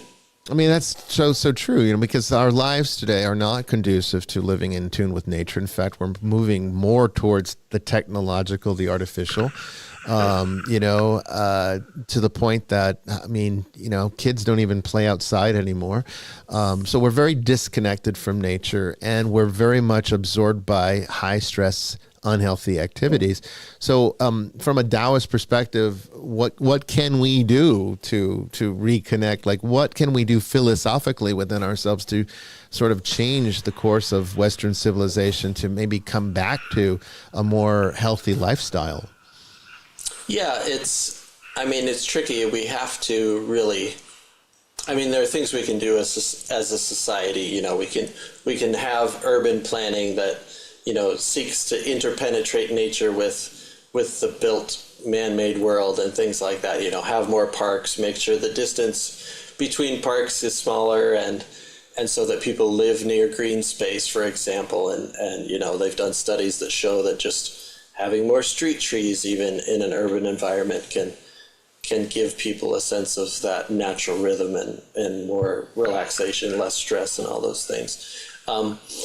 But often it's up to each of us to do for ourselves, that we have to really remind ourselves to get out there. Yeah, like you say, you know, I think it's something like the average person spends 90% of their time indoors or something like that. And we really have to take the initiative ourselves. And even if it's being able to look out the window and see some green space, I mean, even that makes a difference. But of course, getting out there yourself into the woods, into a nature area, you know, can make a big difference and just get you back to, that natural state of, you know, you evolved in relation with everything out there, right? You didn't evolve in a house in the four walls, you know, in air conditioning and artificial light and all these things. And so, you know, just immersing yourself in nature and trying to remember to breathe deeply, feel your feet connecting with the earth, you know, feel the air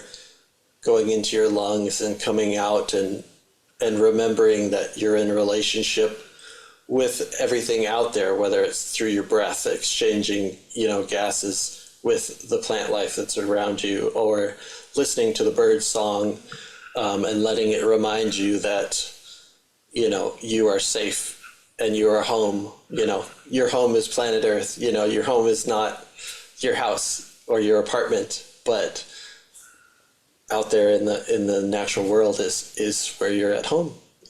You can feel it. I mean, I'm very fortunate enough to live in on 20 acres of wooded property. So I'm somewhat removed from, you know, when I'm here, I'm somewhat removed from the rest of the world, and all I have to do is step outside and I'm completely surrounded by the natural world. And I try to remind myself, even if it's just for 5 minutes, to go out there and just stand in the sun, and to just feel the earth around me, to just reconnect. And I mean, if you take a blood pressure reading, you know, right before you do that, and then go outside and do that for 5 or 10 minutes, and then come back and take a reading again, your blood pressure goes it can go high to right to normal. It's profound how much, even subconsciously, that can have an impact on our well-being, our health, psychologically, emotionally, as well as physiologically. Does your book get into any of that? Because I mean, your book's about remedies, so I'm curious to see, what does the book focus on from a Daoist perspective, and how does it differ from other Daoist texts that you have read? Well, a little bit. So this book in particular is called The 100 Remedies because there was a precepts text called The 100 Remedies, or the Statutes of the 100 Remedies. And so they're precepts, but they're framed positively as remedies, so, or as medicine. And so it says, you know, to do such and such is a remedy. And so basically it's like remedies to situations you find yourself in life, or struggles that everybody is going through. And really it focuses on ethics, but it's also focused on our perception and how we view the world. You know, a lot like you guys were talking about earlier, in that, you know, the way you view the world attracts so much to you, and colors the way you view everything and the way you interact with everything, and what you draw to yourself and all that. And so these are really focused on that kind of take. I have an earlier book that's much more focused on nature connection itself and viewed from a Daoist lens. But this one is I do touch on nature connection and, you know, keeping to sort of natural rhythms in your life and that kind of thing as well. But it's really framed around these ethical precepts. Yeah, I mean,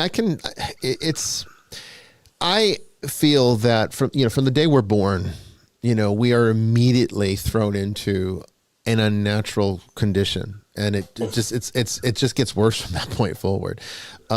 Even right down to the obsessive wearing of clothing all the time, I think really does disconnect us from our environment in an unhealthy way. And we've taken it for granted. It becomes a cultural, social thing, to the point that, people don't feel even comfortable unless they have clothes on. But, being that detached from our natural state, I do see as psychologically problematic. We've talked about that on this show before, and some of the ramifications I think that come with that do lead to these I would say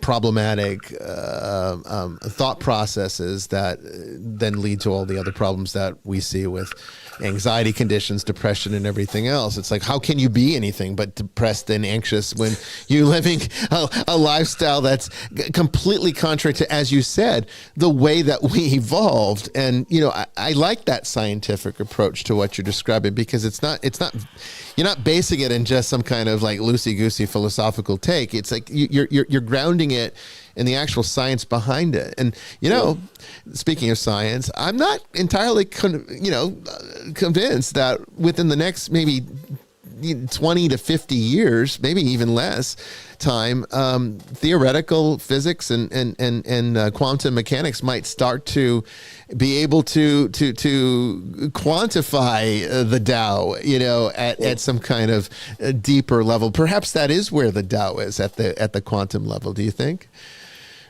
Yeah, well, it's kind of the traditional model is that it's very much like the Big Bang in a way, that's how the universe came into being, and that chi, as energy, everything is basically chi, but it's the spectrum of very subtle energy that's so subtle we can't even measure it, on down to matter as basically just very coarse energy, right? And that's not so different than kind of the way that physics looks at things. Mm-hmm.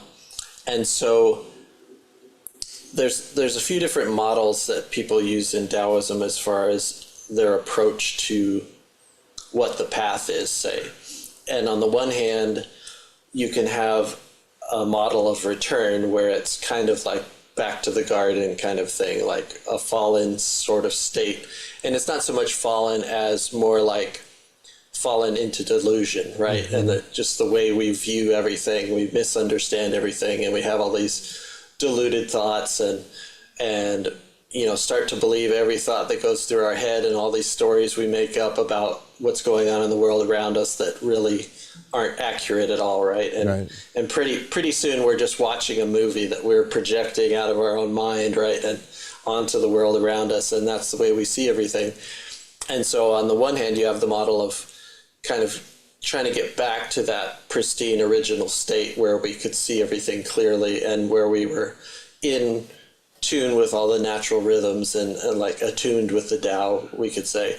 And then you have other models where it's very much a cultivation model and like inner alchemy type model of refining the constituents of your life and your mind and body and everything else, and working toward a perfected sort of state. And I kind of think these are just two sides of the coin, right? That, we kind of have to do both simultaneously, in a sense that, we kind of look at our own lives and we refine our behavior and refine our perception. And kind of life is just about practicing living in a sense, right? Getting better at life, right? Yes. And then on the other hand, it's also a constant remembering kind of what you intuitively know to be true or right or natural and all those sorts of things. And it's kind of like a yin and yang cycle of back and forth between those two things. And at some point, that back and forth ends up sort of just being the same thing, right? Well, I mean, it's right down to the mathematics, true, because you have in biology you have bilateral symmetry. The left and right brain, for example, definitely has its yin and yang properties, and then you have in binary code in computers how ones and zeros produce virtual realities. It's quite astonishing, the parallels here. But what I'm really kind of curious about is at least from again, I hesitate to use the word theology here, but what would you say is the ultimate goal? Because obviously in Christianity, I guess you could say it is union with God would be number one. Yeah. And then with that has the happy side effect of immortality. I know Daoism sort of has a similar goal as well, although I guess it identifies it differently, but it has a very similar goal. So how would you define that in context of Daoism? It does. And I think if people have a more sort of philosophical bent, or a mystical bent, let's say, then they view it more as just like union with the Tao, or like realizing your oneness with everything, like a non-dual kind of perception. And then there are, of course, traditions that frame it in terms much more like a spiritual immortality, that through realizing your oneness with the Tao, you're not necessarily like absorbed into the all or whatever, or maybe after death you are, right? Because you're no longer incarnate in this form. So if you're continuing to exist, you're rejoining the whole, is one way of looking at it. But then there are ideas of having that sort of goal of a spiritual immortality where you may be able to stay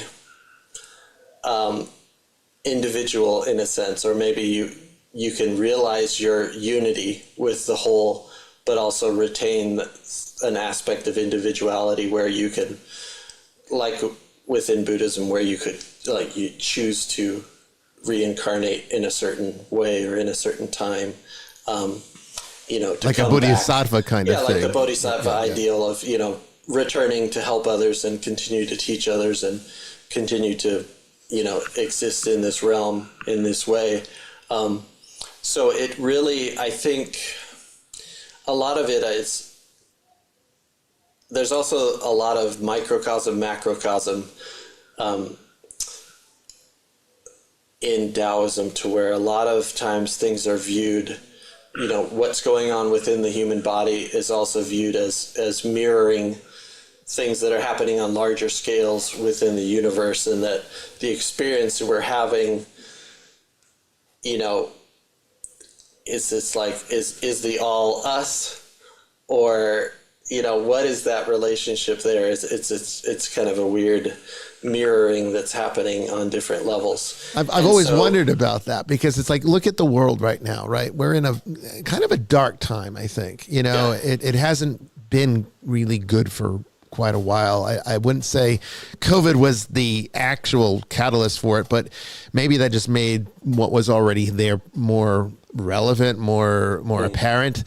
But I wonder sometimes, are we the ones collectively creating this aura of negativity that sort of has enveloped, almost possessed society? Or is it something cosmically wrong that's affecting us? It almost feels like it could be both. Yeah, it's a weird it's a weird thing that's happening. It's talking about how our modern society keeps driving us more and more, separate and isolating us and all these things. We always have this weird paradox going on, that on the one hand, we have this ability to connect across the world, across the country, like we are now, right? Yeah. And at the same time, we often find ourselves more and more isolated throughout our days, And COVID was really interesting because of all the social distancing and all the isolation and everything, and that really brought it all to a head, I think, and made a lot of people realize that oh, yeah, yes, this is an extreme version of what's been happening, but it's what's been happening. It wasn't just COVID, but COVID kind of brought a spotlight to the way things had become in a lot of ways. And so I think, on the one hand, after that period, a lot of people were really craving reconnecting with each other and community and all that kind of stuff. But at the same time, we still have these structures and the technologies and the things that are still moving us in that same direction. So there's a lot of contradictory forces going on right now. I mean, at the same time, they always have been. On the one hand, the world's always been chaotic and crazy, and if you have been living in a part of the world that's been relatively stable and happy for a relatively long period of time, you should just count yourself lucky and feel fortunate about that, because of course there's always been been chaos. I tell people all the time, it's like, you can look at the world today and think, oh, woe is us, right? It's so bad, but I mean, honestly, when you look historically, we're still living better than at any point previous. We really are. It's not without its problems. And I think, things like AI, for example, are introducing elements to our lifestyle that we've never had to contend with. I mean, who would have thought, when I was a kid, in the 70s, Star Wars had just come out. I remember going to see Star Wars and seeing these droids like C-3PO and R2-D2, and thinking, this was so outside of the realm of reality that we could never possibly have robots that could understand us and we could talk to and could do things for us and serve us in various ways. And now we're practically on the precipice of this. We already have language models that can simulate that experience. And then once you put those language models into a robot form that has 5 senses, then you do have C-3PO. You really will. And who knows what that's going to be like. There's already reports of people that are using ChatGPT to form intimate relationships with, which is so outrageous. Even 5 years ago, we wouldn't have even thought that kind of thing would ever happen. And here we are. Now, I look at it this way, because I get a lot of questions on this show and even outside this show about AI. But, I think people have a somewhat, again, pessimistic view of it. Maybe movies don't help. Terminator certainly didn't help, right? The Matrix didn't help. But at the same time, I mean, does it mean that it has to be a bad thing? Suppose for a moment, and we're talking a lot about ethics, right? Let's say now you have these language models that are being trained on all the knowledge of humanity going back to the very beginning. So clearly, things like the Tao Te Ching are going to be in there, and Daoist philosophy, all these texts and everything else, and every other religion too, which even at its core, even religions that some other religions might not like, everyone's really got a good philosophy in some form or fashion. Some are maybe better than others for certain individuals, but overall, it's a message of being better, right? Every religion's about trying to be a better person. So think about it this way.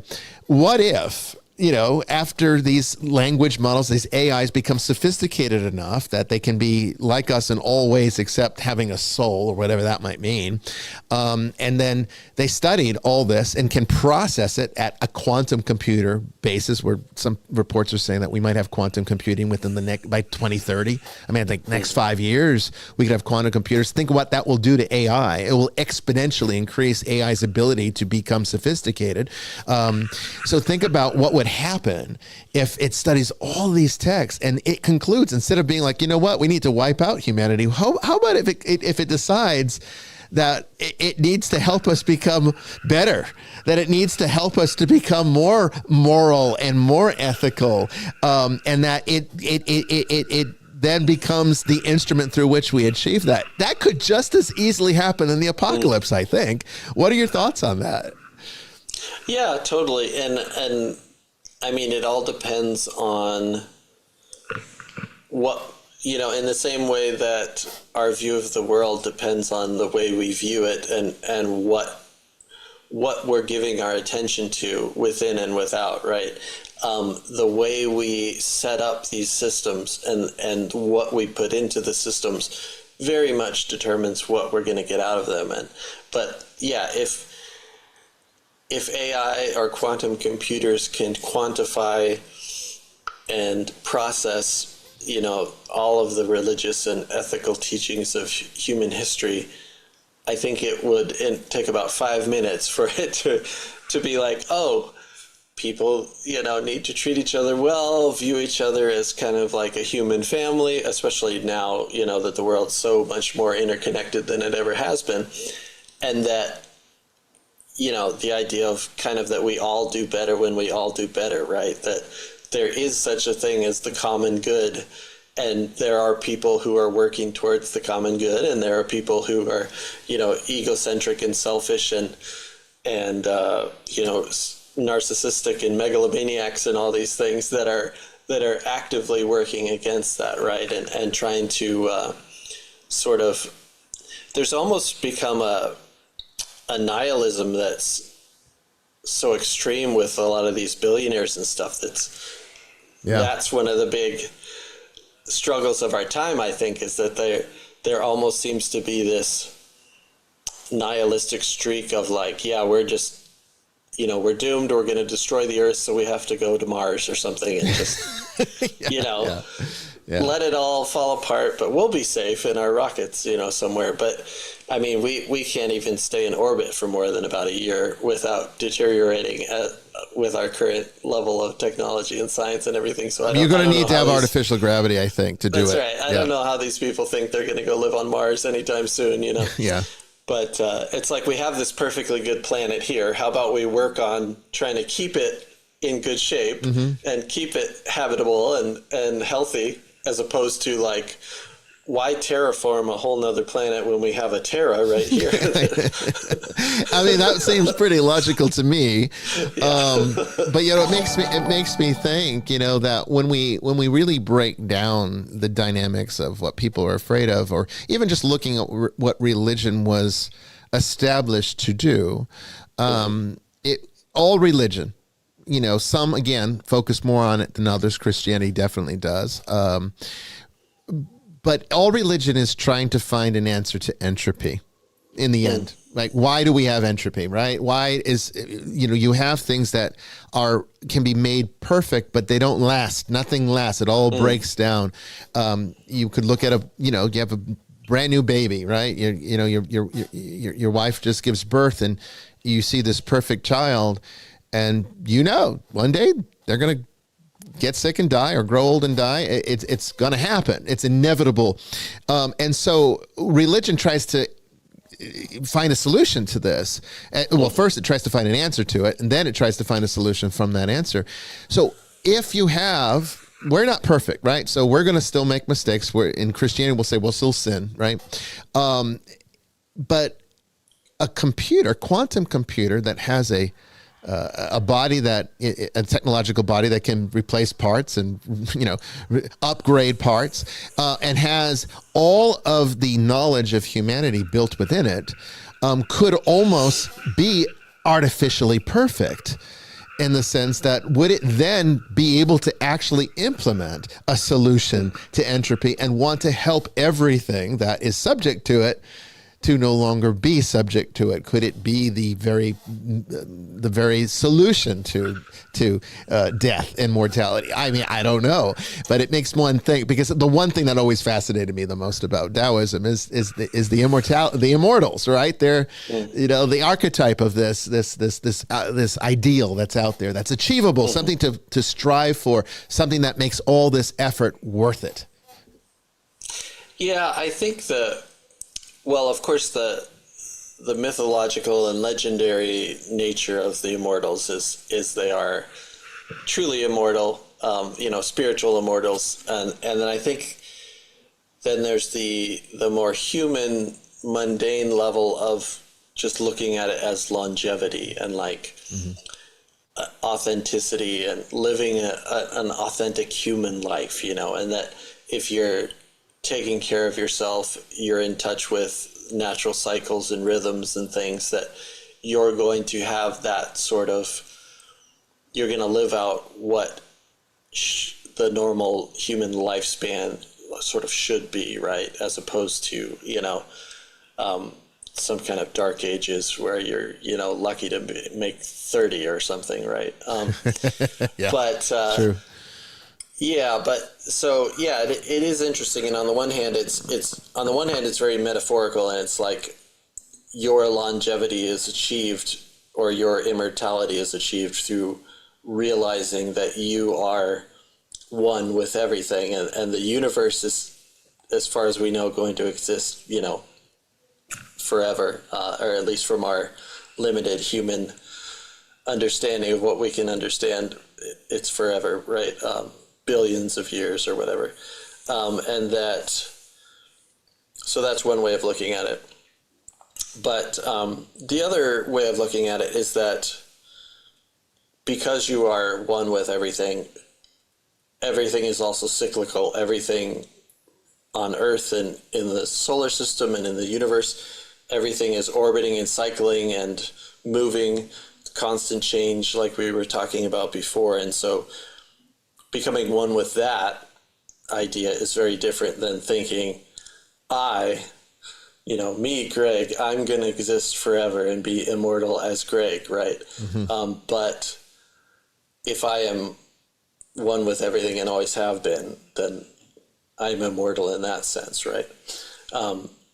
But part of life from a Daoist perspective is accepting that life and death are two sides of a coin, right? You can't have one without the other, right? The second you're born, you know that death is inevitable, right? As the other end of that cycle, or at least the visible half, we might look at it like that, right? That if everything's a cycle and this part of it is visible to us or experienced by us in this form, there's also perhaps a formless part of that cycle that we can't interact with or touch or see in this state. But perhaps when we leave this state, we enter a different sort of existence, a formless state.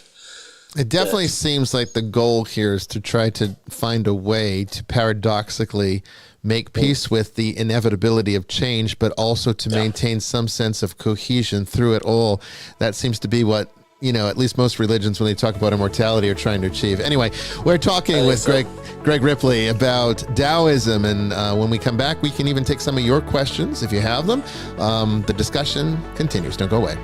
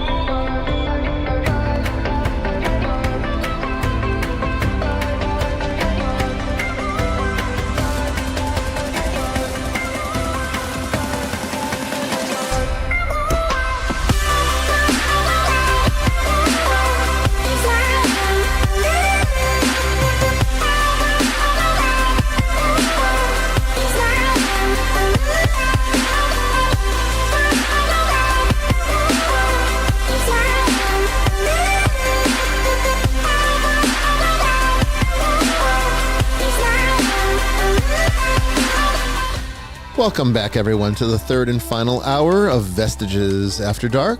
It's been a fantastic discussion so far about Daoism with our special brand new guest, Greg Ripley. This has been a great conversation, and there's more to come. If you've got a question that you'd like to ask, I know that a lot of you are out there probably being introduced to Daoism for the first time, so please don't be shy. You can call into the show at 207-544-1983. That's 207-544-1983. Or, as most of you tend to prefer, you can ask your questions in the various chat rooms all across the internet, be it on YouTube, Facebook, Twitch, Instagram, wherever you happen to be catching this broadcast. We are looking forward to hearing from you if you've got a question or comment or even a story for our guest tonight, or something related to the subject of Daoism. And if you don't have a question, I'm sure Brendan has a whole bunch. So we won't go without. We won't go without. All right. More to come. Don't go away.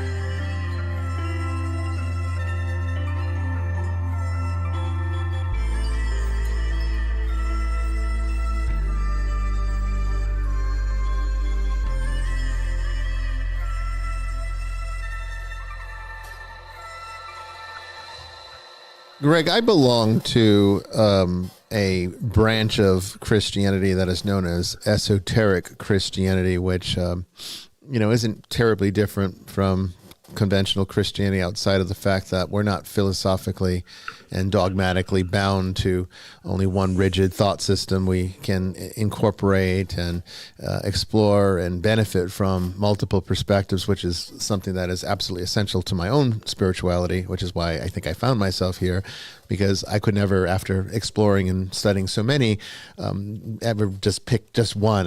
One would not be enough. But I will say that it has given me a unique perspective on things, a bit of a syncretic kind of approach towards things. And Christianity is actually much more adaptable than I think many people believe about it. And I teach my students, I've been teaching a course for 8 years now. It's 8 years and still going. Probably go for another, 18 years, who knows.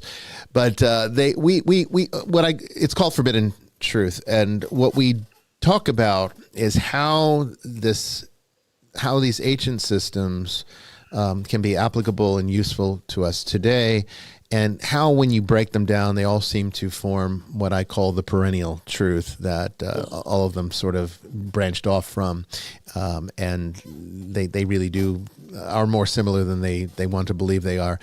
But one thing I've noticed about some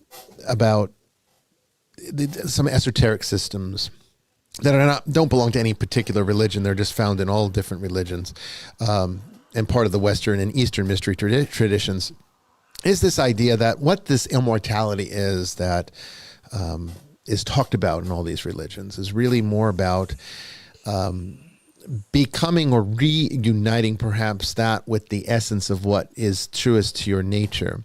And we could say that in Daoism you have the 64 hexagrams which of the I Ching that represent the 64 primary archetypes, and that in a way we all are a combination of these things albeit in different ratios, and that because these archetypes pre-exist us, they were here long before we existed, and they'll be here long after.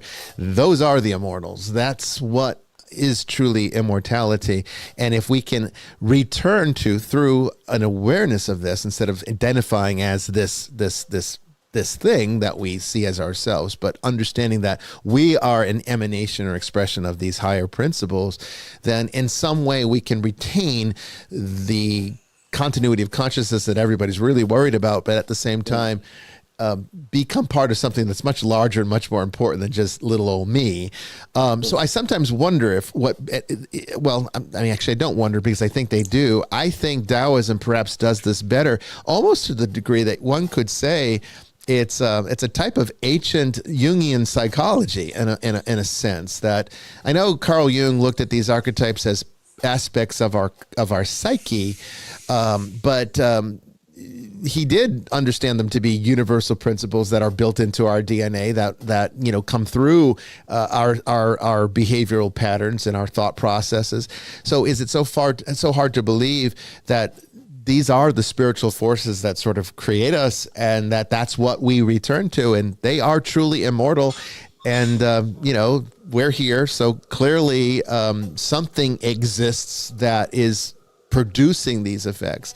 And they're individuated through us, perhaps, in some kind of error of perception, but something at a higher principle, something's going on there. And it seems like Daoism understands that far better than many other religions.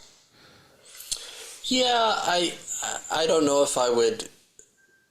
It either understands it better, probably wouldn't use those terms, but I would say it maybe is in some ways, it's a much simpler way of looking at things. Working off of yin and yang and further developing those as they develop up to the 64 hexagrams, right? Because those hexagrams are built of yin and yang, right? Mm-hmm. Yeah. And so it's almost like an evolutionary progression, or a branching out, or a fractaling out from those simpler binary models, right? And so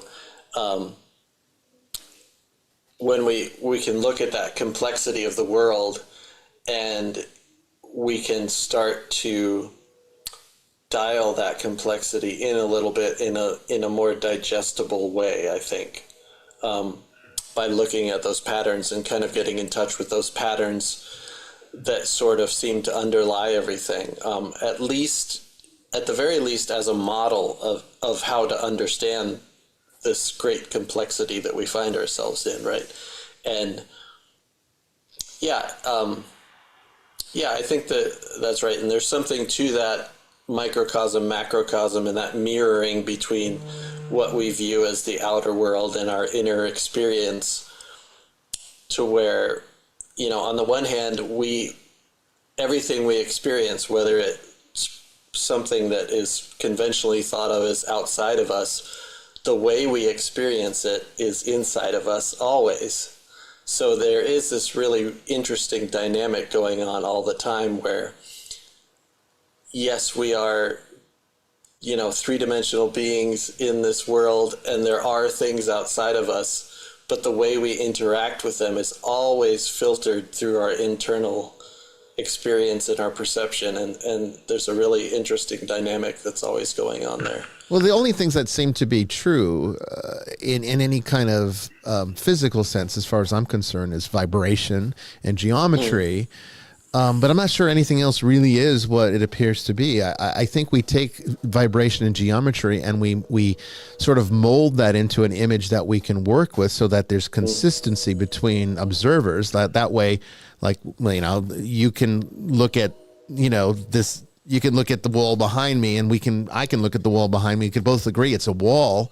So there's a consistency to that observation that is that it's agreeable. It's not a completely relativistic universe where it just produces whatever you believe is to be true. But at the same time, I think the consistency is in the vibrations and the geometry, not so much in the perception. which in that sense, I think we can distort it, which is what happens when you get into the more ethereal aspects of this universe, which would be the incorporeal aspects, and that's where the archetypes will find themselves. So what produces a heroic individual versus a sociopath? What produces a youthful person versus an old and wise person? These are the fundamental properties of human behavior, but it seems that we emanate from them, and some emanate larger portions of it to the point that you can't really tell the difference between the person and the archetype if you're really looking. You know what I mean? And we see that more clearly in stories than anywhere else. But I mean, people do it too. I mean, we're a little more mundane about it. So, we're not as epic and as interesting as a Harry Potter movie or Lord of the Rings or something. But the archetypes are the same. It's just they're more dramatic in their portrayal, right? You're taking the same geometry, the same vibration, and putting it into something that is understandable to us all on a universal level. Yeah. Although sometimes, sometimes we look at the real world and realize that, wow, we couldn't write this if we wanted. It's true. It's too out there. Like, no one would believe this, right? So, but it is interesting how some people can just seem to so embody particular pattern or archetype or a principle or something, and just be so representative of those kind of ideals. And then I think for most of us, it's always a question of trying to either figure out which of those we most embody or have the potential to embody, or how can we balance those within ourselves, And then by balancing them, we become almost, we create a sense of internal stability on all levels. And that's what we would, I think, in the colloquial sense, call health. You know what I mean? Yeah, that stability, and also at the same time, a stability that's highly adaptable. So it's like you're flexible and fluid and can adapt to change constantly. Whatever happens, you have no problem just adapting to it and dealing with it and moving on, versus a very stable, a very rigid stability, right? That is inflexible, and circumstances change and you don't know how to deal with it because you've become so inflexible that you just like, no, I only know this. Everything has to be exactly this way, and then I know how to deal with it, right? But that's resistance to change. It's resistance to change. I always think that a good sorry, hello.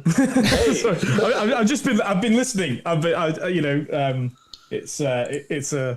It's a rare gift for me, the ability to listen to, but I've enjoyed doing so. By listening, I mean resisting the urge to think, what do I want to say about this? That's the sort of listening I'm talking about. I think the best image of stability is not the foundations of a house, but the anchor of a ship. So a ship that's anchored is safe because it's anchored, but that safety enables it to move with the waves. So I mean that's the image of faith. Of the Catholic faith really is that. Because the anchor is so far down, we value that kind of tradition and history and the thinking of other people before us, which I know Daoism does too. That's why we don't need to be so worried about the troubles going on at the surface, as opposed to in the first hour, Brandon talking about. Sort of more Bible churches or what, because a lot of that is all surface. It's really, really prone to any ripples that come in, and therefore, brittle. It has to just deny they exist. So I like the image of the anchor. Rather than concrete. Yeah, I like that as well. It's like that idea of being centered, right? That things can be going on around you that, you know, you could be in the center of a hurricane, right? And you have that stillness no matter what's going on around you, right? And yeah, in Taoism, we seek that stillness within, and of course that's something in Christianity as well. But yeah, that brittleness, like you were saying, that like if people want the Bible to be history and ultimate truth, and like if they want it to be everything for them, and they won't pay any attention to the tradition that's come down along with it, and all the different theologians and all the different traditions, but they're just like, oh no, this one book has everything in it, and it's like, then they very quickly run into all kinds of issues, right? And if they want it to be, no, it's literal and it's literally true, well, it's like, well, then what about these, you know, things that were written at different times that have different positions and different backgrounds and different views of things, and it's like, how do you make sense of that if you have that brittle view, right? Yeah, it's actually treating it more like a Quran than a Bible. You know, in the context. I mean, of genre, the verbatim, you know, word of God versus an interpretive text of a faith account. Well, and also the text of one man's authorship, as opposed to having come from multiple generations of authors across time, which is far more reliable. You know, as far as I'm concerned, philosophically, it just seems to make more sense that if multiple authors over millennia have arrived at conclusions that lead towards a view, then it's far more likely to be true, you know, because if it was true in 3000 BC and it's true today, it's probably true. You know, well, there's a lot of, as we talk about on the show all the time, a lot of misconceptions of Christianity, and you know, Christians themselves hold many of those misconceptions themselves, so that doesn't help the matter. But Greg, what misconceptions do you feel might exist about Daoism that, you know, the layperson might take for granted that isn't essentially true? What would you say would be major misconceptions there that would need clarification?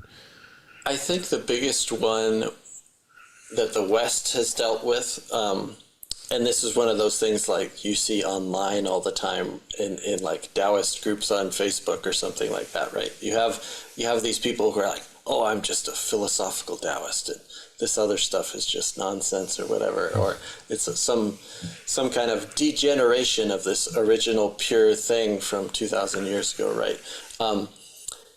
And I don't know. Well, I think the urge to set up that conflict between the philosophical and the religious sides of things is people who have been turned off to religion that they've grown up with. And so they don't want anything to do with religion, but then they've found this thing that speaks to them. And so they don't want to admit that any part of that could be religious or whatever, right? So they're like, oh no, this is philosophy. This is this pure philosophy thing. Yeah. And it's a really kind of strange position to have to put yourself in. But the way I see it, and within Christianity, you know, there's a lot of philosophy within Christianity, and people don't necessarily tend to think of it that way. But I do. Yeah, well, there you go.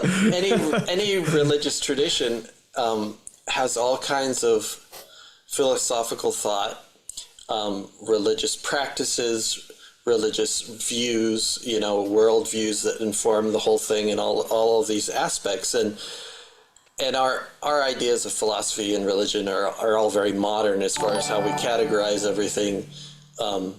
In the academy, you know, is really what all these categories are for, right? It's like, if you go to school, what subject are you studying? Are you studying philosophy, or are you studying religion? And how do you approach them? Well, by the traditions of the philosophical schools, or are you looking at the theologians, or are you doing religious studies and following the traditions of those scholars, right? And it's like all those things have their place, but I think when you get locked into viewing something from only one of those perspectives, especially as just a regular person, right? You're not one of these specialists looking at it in this very particular way. So as a normal person, you want to be informed by all these views, right? All these ways of looking at things, and having a more holistic view that way. But I think one of the biggest misconceptions has been that it's just a philosophy, and or the whole idea of that it's just about yin and yang and going with the flow, and you can't say anything about the Tao because the first line of the Tao Te Ching says the Tao that can be spoken is not the eternal Tao, so therefore you can't say anything else about it. And so people, I'll see these groups where people are asking like legitimate questions about something because they're seeking to a deeper understanding of things. And there'll be 20 people who are like, the Tao that can be spoken, blah, blah. And it's like, come on, these people actually want to learn something. Like, why not engage with them in a real way instead of just doing this silly thing? But it just goes to show you fundamentalism is everywhere. Yeah, that's right. It really is this weird literalist approach to Taoism. It's like, why? How? I had a question about I mean, this might be the wrong question from what I know about Daoism, which you could write on the back of a stamp, by the way. I mean, so I declare my ignorance. But, one of the philosophical principles, for example, that underpins certainly Catholic theology is natural law. So the idea that there are moral ideals, that there is such a thing as truth, there is such a thing as things that are right and things that are wrong, that are independent of Christianity. So, the classic Catholic approach is you study philosophy before you study theology, right? Because that's the order. You have to sort of, before you can start to think about God, you have to think about how do we think. And so one of the criticisms I think of Daoism is that it could be described as not having a morality so how would you engage? You're obviously a Western person. You're from the West, which is the foundations of which are natural law. I mean, your constitution in your country is very explicit about that. That's the origin of your rights. So how does Daoism, from your perspective, you are who you are, where you are, how does Daoism interact with those moral questions or with the idea of natural law principles?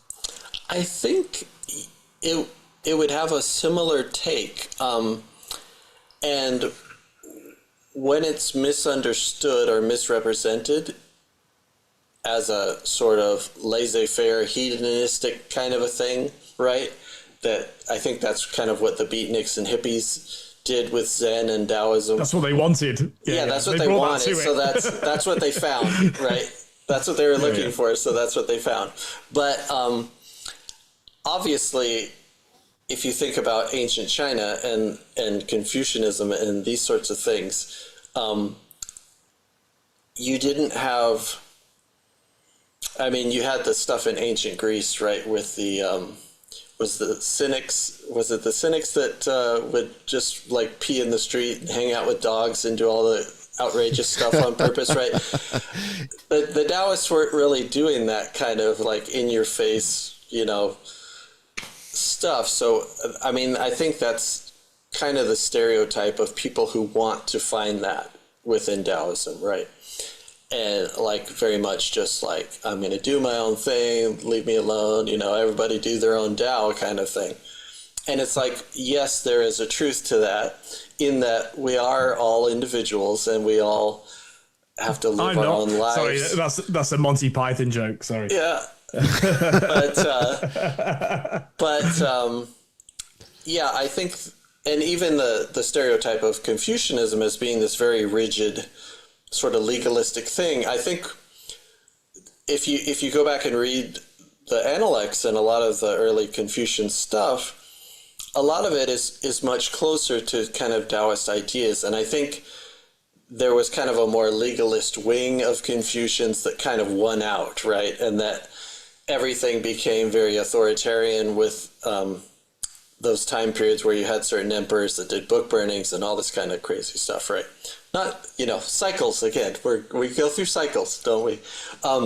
But I think so that sort of wing sort of won out with, these rigid hierarchies and things like this. So then, yes, the Daoists were the alternative to that rigidity, and they spoke more about flexibility and going with the flow and those sorts of things, but not in this sort of 60s Haight-Ashbury kind of idea, right? And so I do think there are a lot of strains of early Taoism that kind of harken back to a golden age kind of thing, where they look at a simpler, more natural lifestyle, a more rural lifestyle, in tune with the seasons and that kind of a thing. And when you look at life that way, it's a little bit more like an indigenous worldview where the community kind of determines the morality in a sense of, it's kind of a consensus idea of like, you're looking at stability of the community and stuff, right? And everybody getting along, and a lot of decision making being made by consensus versus strict hierarchies and top down kind of stuff, right? And so I think from that sense, there's a lot of overlap with the idea of, humanity's evolutionary advantage being one of cooperation, right?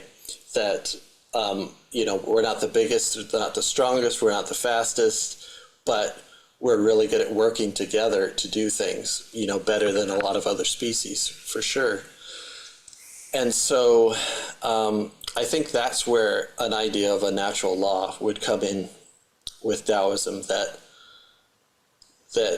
people intuitively kind of know what right and wrong is, and what love feels like versus hate, and all these sorts of things, right? And that so it would be connected to, I mean, the ability humans have, which is superior to all the animals, is intelligence, right? So it's kind of connected to the ability to discern in a more complex way with the source of it.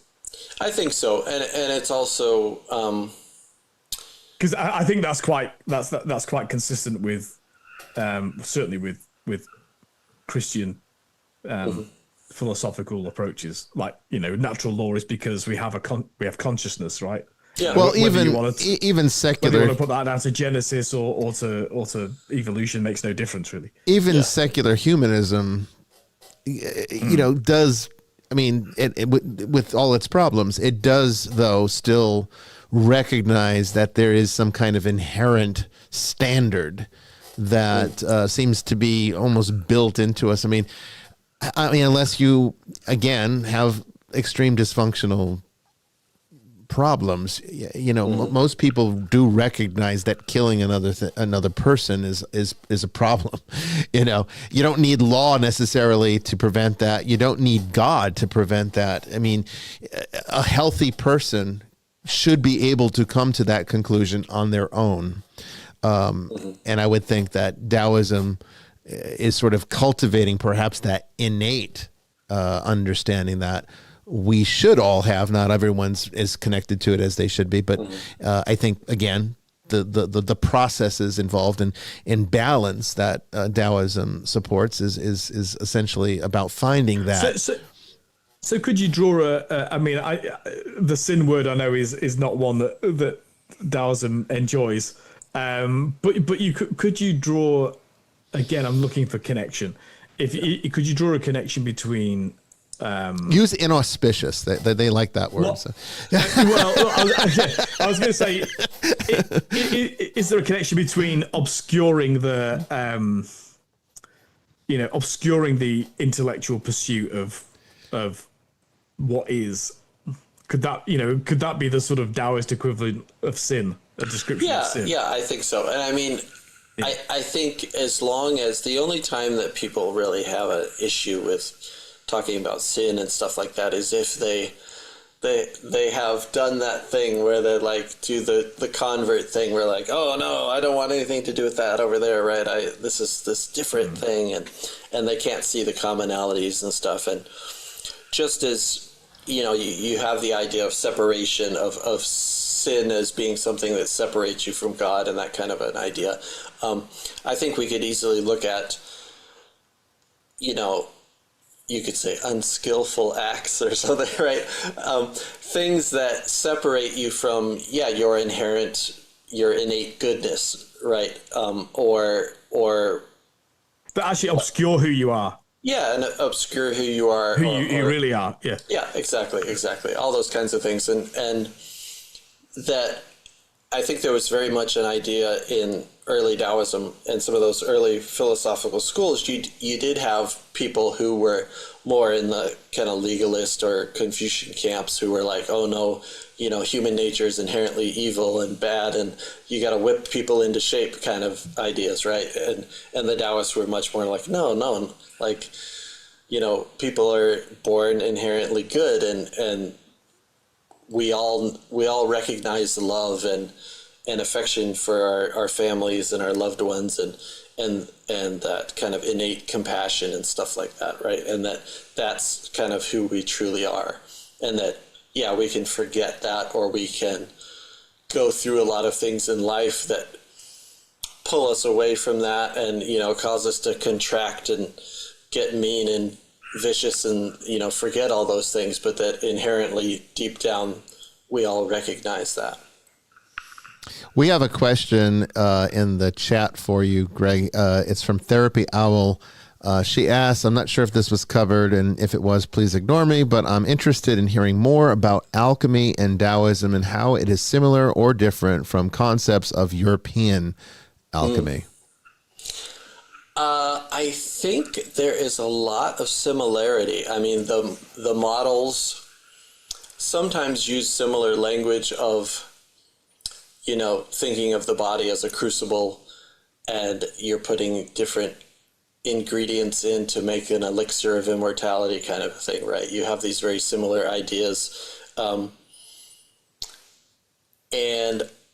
So I'm always really curious about when or if these different traditions interacted with each other, probably through India and through the Middle East and stuff, because often the ideas and the imagery can be so similar that it's really striking.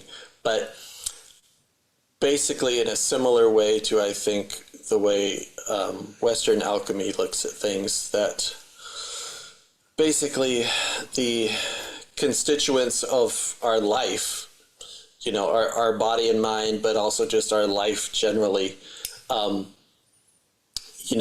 we can transmute these sinful or impure or diluted aspects of ourself back into a refined, pure, golden or immortal elixir kind of a substance, right? Mm-hmm. And so it's that same idea of return,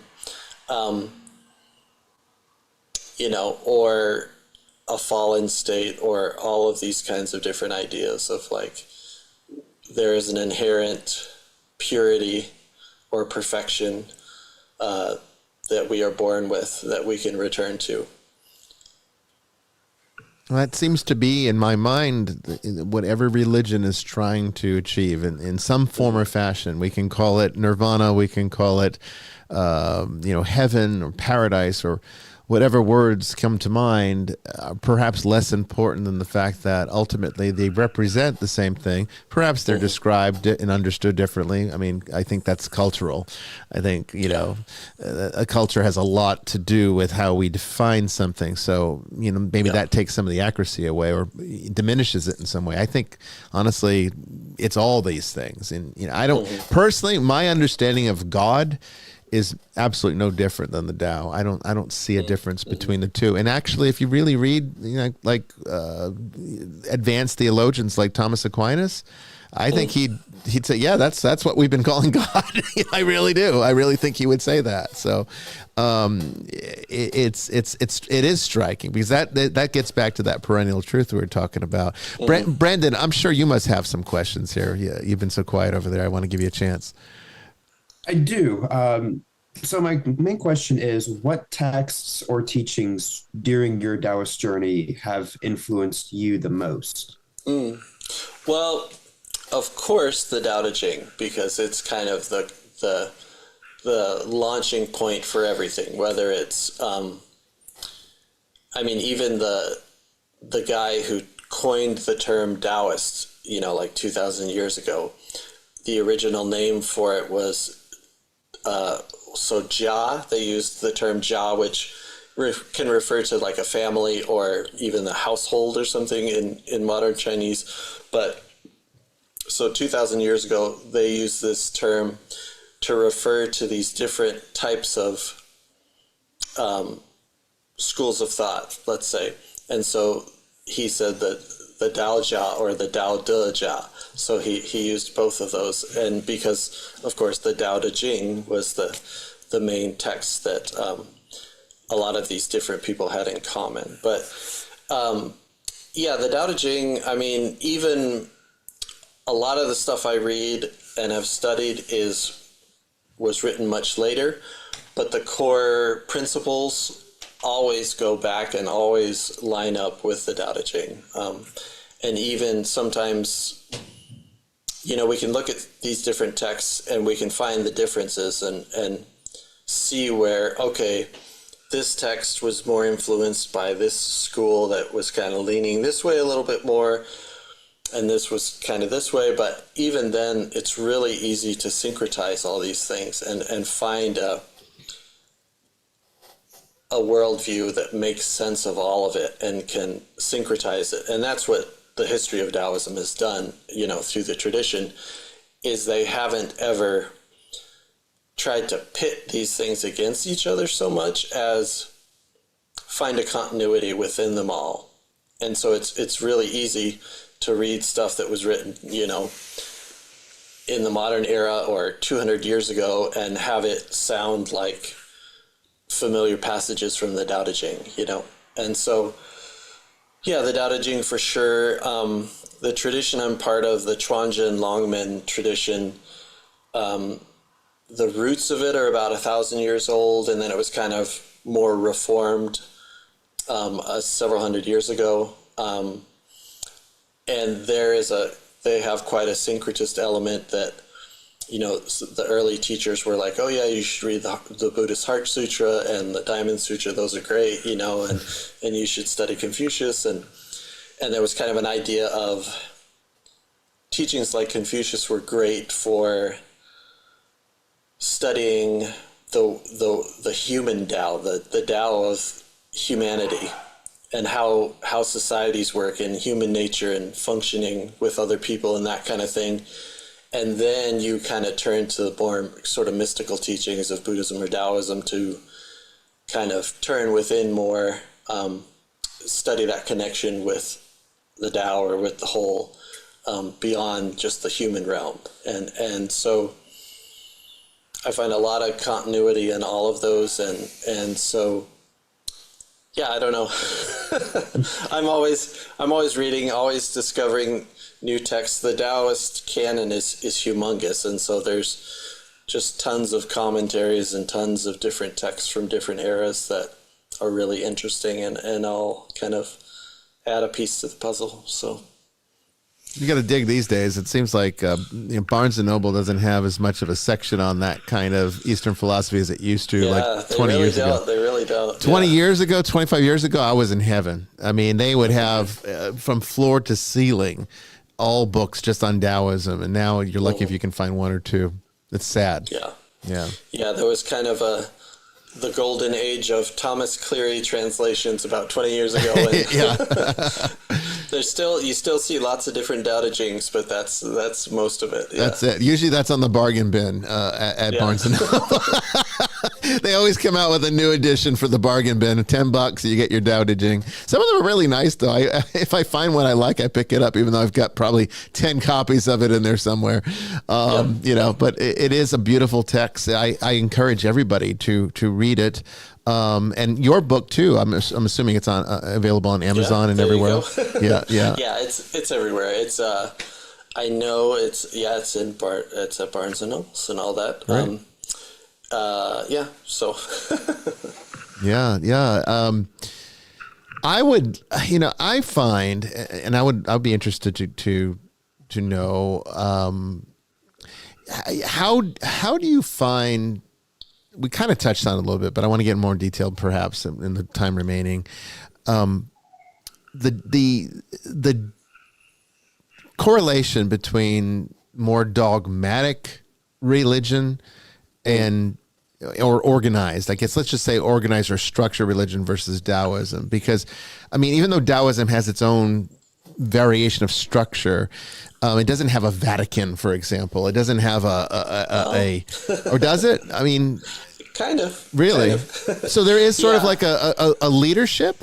So a governing body. Especially, so you've got two issues. One is that you have a ton of different lineages historically, some of which are very, very, very old, some of which are all kinds of different reform movements or movements where a teacher started a new lineage, and they may or may not be kind of part of an older lineage. And then you've got the governmental side of things. And today's version of that is, Bureau of Religious Affairs or whatever in China. And oh, that's interesting. You've always had more that. about control, presumably. It is. But you've always had that, right? In different historical periods in China, and you've had like dynasties that favored Buddhism or dynasties that favored Taoism or dynasties that were Confucian or whatnot. And so you always have had kind of a political side of things and a bureaucracy and some top-down stuff like that, right? And then you've had time periods where things were kind of more open and less regulated and stuff. And so as things exist today, they kind of like, from the governmental perspective, there's two main types of Taoism that they sort of recognize, but they're really umbrella terms. And so they recognize Quanzhen as being a more monastic Taoism and Zhengyi as being more of the traditions of kind of like householder priests who are, village priests who do rituals and do all kinds of things for people, but have kind of day jobs and families and that sort of thing, right? Mm-hmm. But within that umbrella of Zhengyi is like hundreds of different lineages that have existed. And maybe just in one little area, this lineage of a family that's had the same, practices going for 1,000 years or something like that. And so even though you have these umbrella terms and these sort of generalized ideas of what the traditions are, it's on the ground, it's much more complicated and much more fluid. And so you have people within the monastic or considered monastic communities where they also sometimes are married and have families and things like that. But it's like, if they're living in the monasteries, they lead a monastic lifestyle, but then they may have had a family before that. They may have spent some time in the monasteries, left, had a family afterwards, but it's not like they've stopped being Taoists or stopped being priests or whatever, right? And so it gets complicated, but so there is a structure, but for most people, whatever your lineage you are a part of is going to be the structure that you're going to. That's your authority. That's the authority that sort of governs what you do. Yeah, and so people from different lineages, you may or may not necessarily pay too much attention to them, but as far as in China proper, there is a hierarchy of like who controls the different monasteries and what you have to follow and where they'll send you or not let you go or whatever and things like that. But as far as like, there isn't so much a Vatican or a Pope or something that's overseeing everybody in the world that's Taoist or something. Well, it's not even like a Dalai Lama kind of thing. They don't really have an equivalent to that, right? Yeah, other than, I mean, you just have some very respected elders who are like the chairman of the Daoist Association or whatnot, right? And those change out every few years, and you have like a committee of well-respected elders who've been around forever, and like everybody is sort of related to them in their lineages and that kind of a thing. It sounds like it operates somewhat similarly to like Shinto. Maybe. I don't think it's... Well, Shinto is kind of interesting because it was very probably disorganized at times as well, and at times it was like a state cult kind of a thing, right? So it may be similar in that way too. I'm sure there have been time periods where it's been very structurally. Structurally, it seems like similar. I'm not philosophically as much. Well, and there's some similarities and overlaps, and there's some interesting movements in Japan that are very syncretic, that have taken a lot of like Shinto and Daoist and Buddhist influence and melded it all together, and they have all these like mountain monks that run around in the mountains do interesting things. So yeah, interesting. Yeah, I had a question around what's the telos of Daoism? So if for Buddhists it's kind of the nirvana principle, if it's for Christians it's the beatific vision. What is there a telos to Daoism? Yeah, I think again it's going to be one of those things where I think different times and different lineages will kind of sometimes view things slightly differently, but I think in general there's somewhat of a consensus that just as Buddhism would talk about awakening, sometimes they talk about it in terms of nirvana, sometimes they talk about it more as an awakening, right? And so there are definitely ideas of awakening in Taoism, and that there is that, recognizing your inseparability with the Tao is kind of like an enlightenment or an awakening type of thing. And so that is a goal, you could say, of practice, just that sort of realization. Mm-hmm. Interesting. Well, we've got just a few minutes left, and I'd like to give you an opportunity, Greg, to kind of share with the audience any way to reach out to you, any websites or any other things you'd like them to know.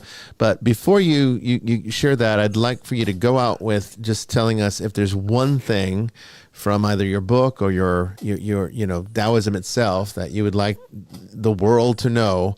What would you say is the most important thing to take away from today's show? Just take care of each other and yourselves. I don't know. Good advice. I mean, that's the kind of stuff I always come back to. And that is, again, that's one of those universal values that we can all relate to. So. Yeah. Okay. So we've got your link, a link on Amazon to your book in the YouTube chat. Is there anything else that you'd like to share? Let's see. These days, I've been putting some shorter writings up on Substack. It's not a paid subscription or anything, but people can definitely check some of my writings out there. I've started to record some of them as podcasts. They're not really true podcasts like this, not really having discussions yet, but I've just been making some recordings of some interesting thoughts for people. But yeah, that's pretty much it. On all my socials, I try to be Gregory Ripley, and pretty easy to find out there. So fantastic. Well, I want to thank you so much. We'd love to have you back on a future season, particularly if you have any new content that you'd like to share. Brandon will be, more than happy to schedule you. And this was a fantastic discussion. I could keep going all night long with you. Great. And the audience loved it too. I mean, I have to say, I always watch, I watch the feed, and I watch the engagement, and Certain shows you can tell when there's a drop off. Either people are not as fascinated in the subject as you'd hope. But today, normally when I'm talking, like a roller coaster, but not tonight. Tonight was you kept the interest of everyone. So people are saying you're a fantastic guest tonight. So we'd love to have you back on. Great. Yeah. Thanks so much for having me. It's been great. Oh, it's been again fascinating. I mean, I really enjoyed it, and I want to thank you, Father Chris and Brandon, for being with us tonight. Again, Jamie was on vacation; she missed a good one. She would have liked this show, but she can always watch the archive of it. And for all of you out there, thank you for taking time to spend this Tuesday evening with us to talk about the things that people don't talk about. Where are you going to go to, learn something about Daoism? No one talks about that anymore, unfortunately, but we do, so it's a great place to just, come and unwind for the night and grab yourself a nice glass of wine and listen to some interesting conversations. So we're very grateful to all of you who support the show, either by subscribing, liking it, sharing it, being in our audience, or even supporting it financially. Thank you so much. Next week is our season finale, believe it or not, and that's going to be on, I think, African proverbs that relate to the Bible. So that should be another unique one. Brandon, you find some interesting stuff out there. I really appreciate that. But that's next week, our season finale. We'll have some summer specials as usual, usually one in July and August. So we try not to make the break too long. But I want to thank again everyone for being here tonight. And until next week, I'll see you out there in the ether. God bless everyone.